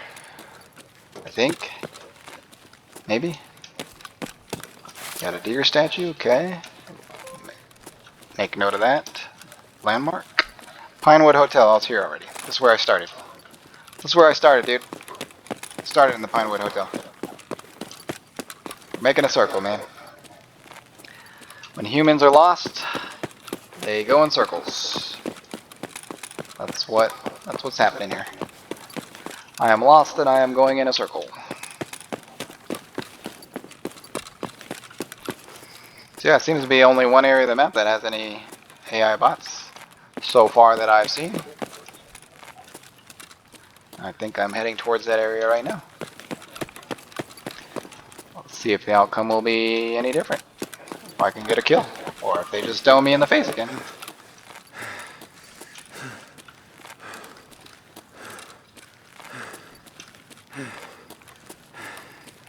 I get it, buddy, you're out of breath. Okay, I already went that way, I think. Yeah, I saw those. Yep. Alright, so we're heading back to the Concordia then. That corner of the map. Sure. What was that? What the heck was that noise? Sounded like a plane just flew over. Well, like fire. I heard fire somewhere. Alright, this area is definitely in the trailers.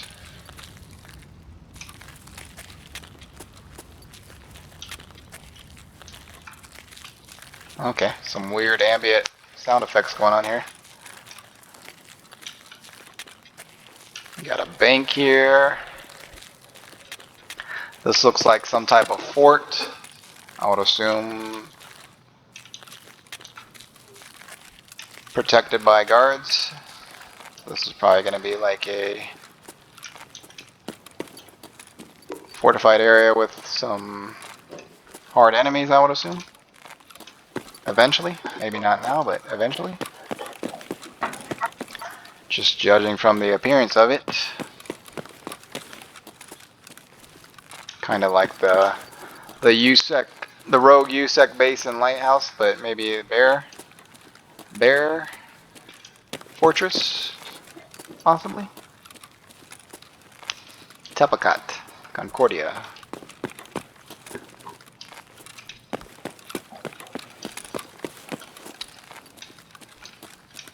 Alright, how do we get out of here? No way out of this thing. Jumpo! You cannot jump that high, you stupid. Jump higher. There you go.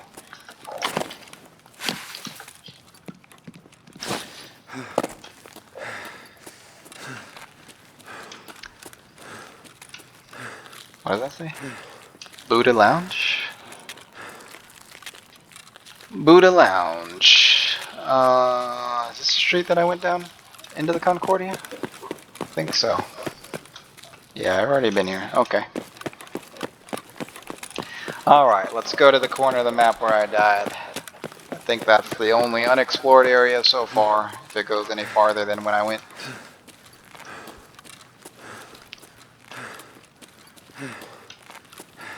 Can't go through here. Or can you? Open the door. Oh, it's like a lab here. Ooh, what we got here? An arcade? Arcade? Nope, those are just ATMs. Okay.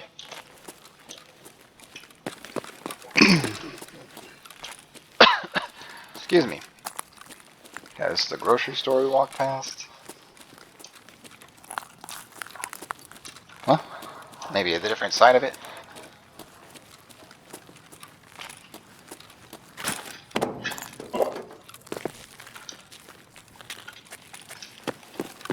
Alright, yeah, this is the streets I went down, I think, to the enemies. Let's see if they're here again.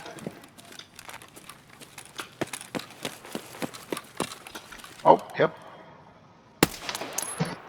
Oh, he didn't die. Why are you guys not dying, dude?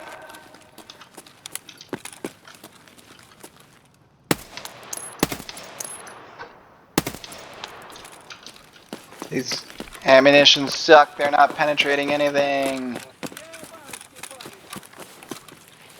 Oh, somebody's inside this building here. Can I use this without...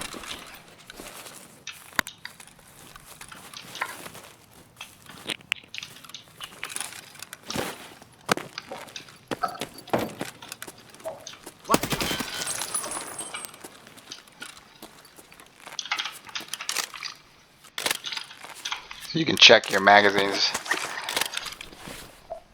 roughly half without actually reloading them by double tapping reload. Oh, suck. Okay. Retreat. Retreat. Oh, we can go up higher than the second floor. Maze. Ooh. How many floors does it go? Yeah, buddy. Oh, hello. Nice kick. Nice kick, buddy. This is as high as it goes, then, huh? Nope, breach.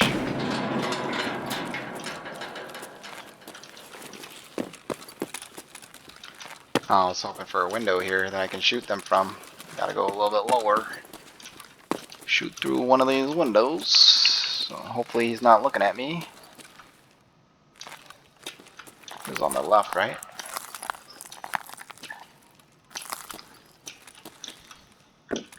I don't see anybody. I hear him talking, but I don't see him.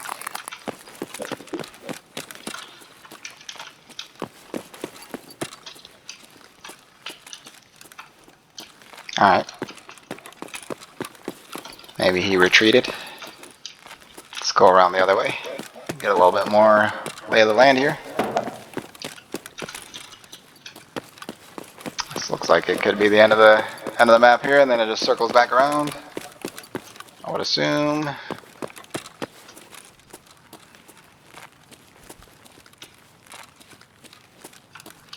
Yep. That appears to be the case. Is this an extract maybe?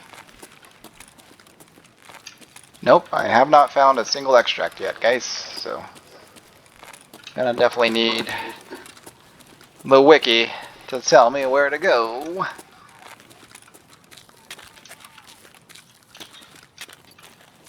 Does this guy see me? Or he's just talking, giving away his position?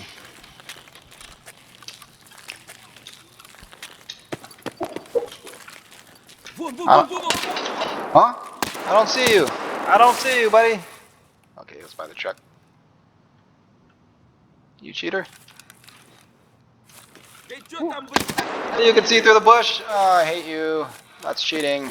I can't see you through the bush, but you can see me through the bush. These guys cheat, man.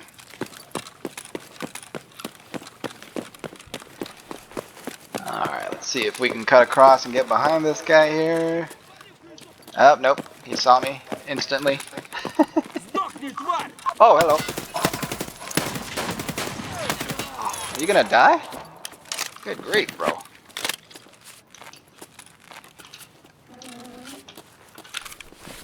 Oh, I didn't bring any extra ammo here. Shoot. Oh, let's unload some of that and put it in the other one.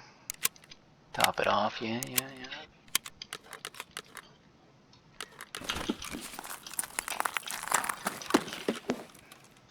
Is there a door here? Try to get behind this guy. Where is he?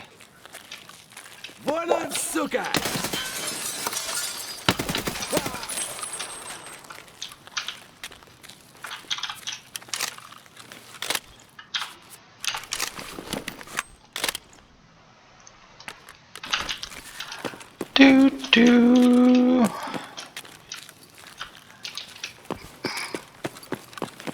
I need to get across to that side of the street. Oh, is that an enemy? Nope, that's a trash bag.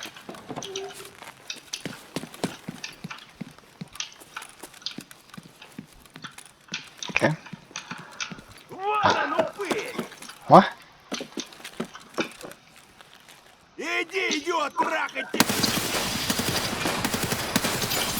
Oh my goodness.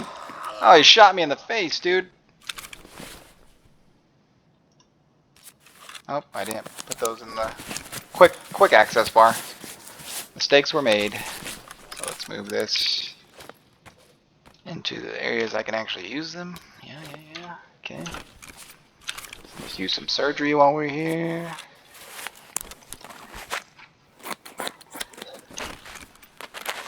Can't move, see? Can't move. I can turn, but I can't move. Stuck. So you gotta be in a safe place for surgeries.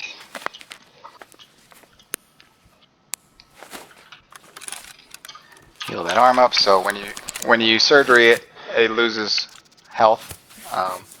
So it went from 60 to 21 max. So every time you have to surgery, you lose considerable max capacity.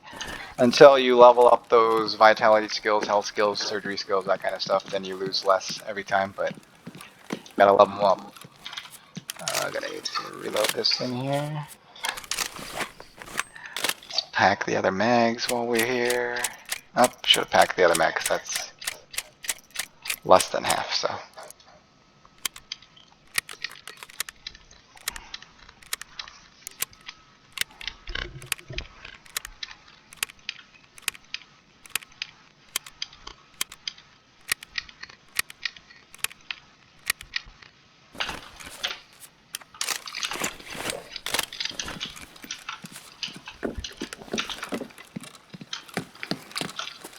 So yeah, junk ammo, you definitely have to aim for the head.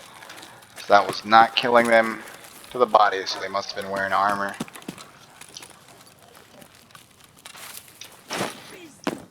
Huh?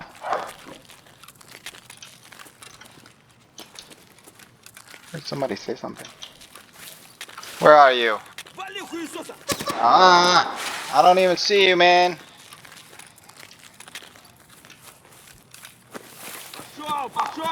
Same guy by the truck. Whoa! Is he in the bush? I can't even see the guy. I saw the bullet come out, but I did not see the dude. Alright, let's kill this guy. Run! Oh, that hurt. Bleeding heavy. Stay alive. This guy's a good shot. He's still shooting at me. Get up! What are you doing? I can't even see the dude. What in the world? That is very strange. I literally could not see the guy. I must be going blind. Alright. Yeah. Got a little bit of the lay of the land. Shot me in the arm to death. Okay. Sure. Sure thing there. I killed a sniper from 5 meters. Interesting. Very interesting. Yeah. Interesting map so far. Should be interesting to see how it plays out with actual players, because there's quite a few buildings and windows that people could be posted up in, and while you're just crossing the wide open streets with not a whole lot of cover, could be challenging, because it doesn't seem too big for 15 to 17 players, so chances of you running into players should be pretty high. So there's a lot of different intricacies that you can do with your guns. You can check your ammo capacity by double tapping reload. You can reload your gun. That way it'll take basically the highest capacity magazine. So let's say this is 25 rounds, this is 20 rounds, this is 30 rounds. It'll grab this 30 round mag since it's the highest capacity, even though it's not in line. Otherwise it'll just go in order of boom, boom, boom if they're the same capacity there. You can also inspect your gun and also clear malfunction the same way. So if you hold the inspect and then release in the middle of a malfunction, it will clear the malfunction. So if the gun jams or misfires or whatever, you can clear that malfunction just by binding that same key to both inspect and clear malfunction. Because I believe by default it's a different button, but you can bind it to the same. So hold to press to inspect and release to clear the malfunction. So if you right click on this, you can inspect it, you can install it, you can unload ammo. If you inspect it, a lot of people will look at the top to see what type of ammunition is in there, so they know by the tip, but you have to know the different ammo types. So the green tip is going to be your M855. The black tips are usually the better ammos, but it really depends. So people who know, they'll just look at the ammo right there, or you can unload it just to see what it is, put it back in. But a lot of players do stack the mags with different ammunition. So they'll put good ammunition at the top, so higher penetration ammo at the top, and then mid-tier ammo kind of in the middle, or worse ammo at the bottom. That way they don't waste all their good ammo if they die. So if you die and lose 90 rounds of ammo, if it's all good ammo, that's 90 rounds of good ammo. Whereas if you got, let's say, 10 rounds, good rounds here, 10 rounds, good rounds here, 10 rounds, good rounds here, you're only going to lose 30 good rounds, and then the remaining will be either mid-tier or bad ammo, depending on how you stack it. So that's a little bit more advanced as well. Since you don't have access to good ammo in the beginning, it doesn't really matter, but something for the future. If you start getting access to better ammunition and you want to conserve it, you can always pack your magazines differently. And then some players do some shady stuff with it as well. So like this magazine can hold 5.56 rounds and also 300 blackout. But since this gun is a 5.56 gun, it cannot fire 300 blackout. So if you put a 300 blackout, so if you have 300 blackout ammunition in this, you can actually put it into the gun, but it won't be able to fire it.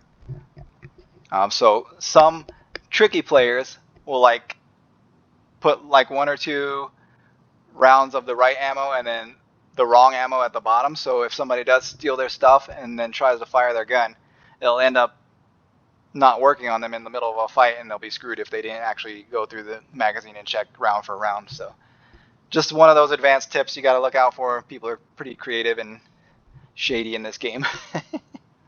So yeah, a lot of people, if they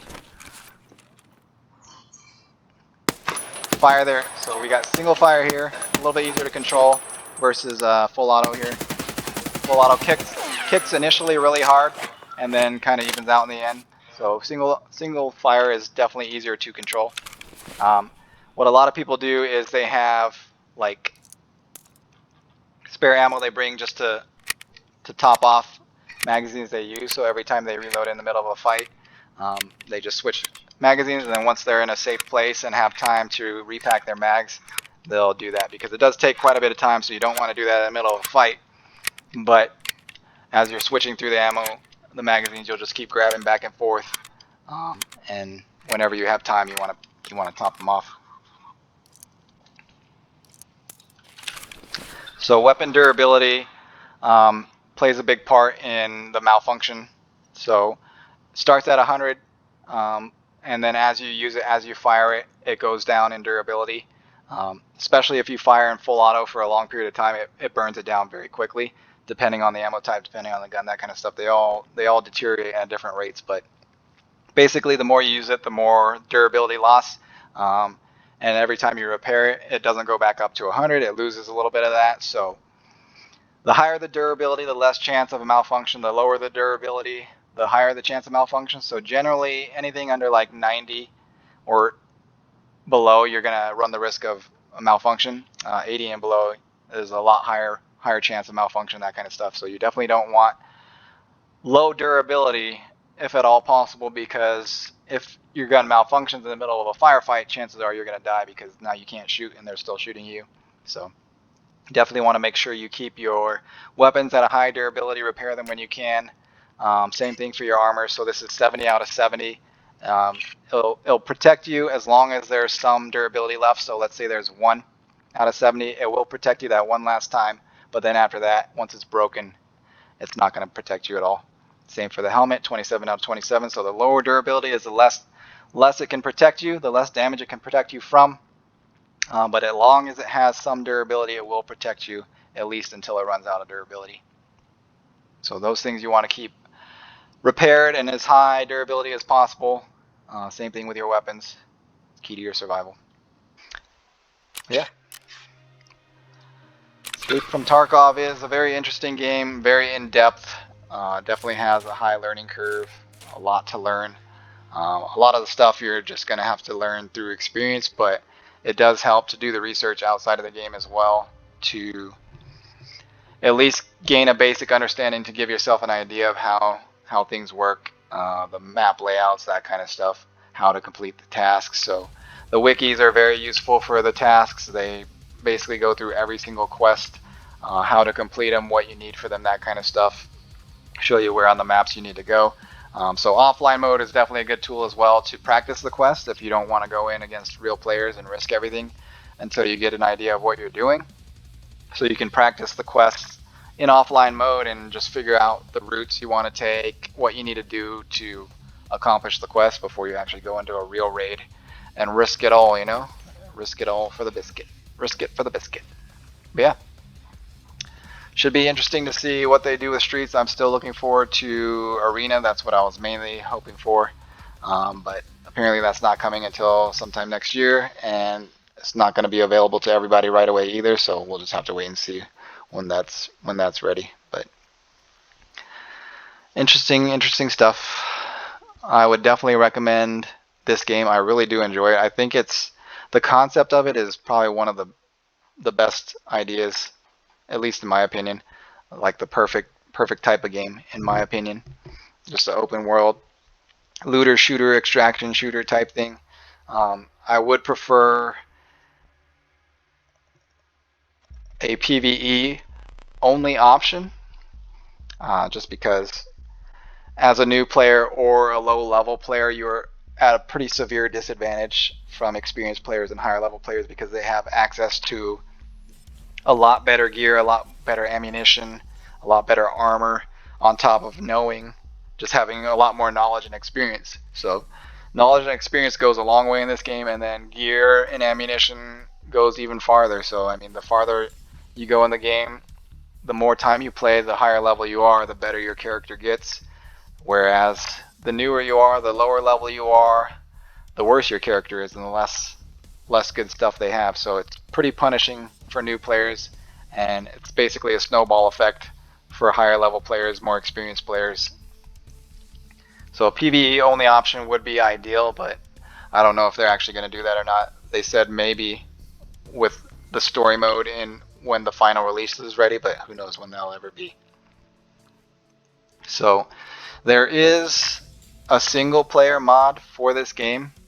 I can't actually recommend it because the developers have openly come out against it. So they don't approve of it, and they have threatened to ban players who use the single player mod. But how they would know you use it, I can't really see how they would be able to catch you unless you have it running while you're also trying to access the live servers. But why would you do that? I don't know. But there is the risk of that, so I wouldn't recommend. I can't actually recommend it, but at the same time, if you've already bought this game and can't access it for whatever reason, so since they added like ping limits to the servers and that kind of stuff, or if you just don't have reliable internet anymore, that kind of stuff, it's definitely something you can switch to and still be able to enjoy the game. And then if you're not into the PvE aspect of it at all, you just want to enjoy the story, the progression of it without other players, without the cheaters and that kind of stuff, there's always an option too. So it basically allows you to progress through the entire game without real players. So it's solo only. You can't play with other players cooperatively.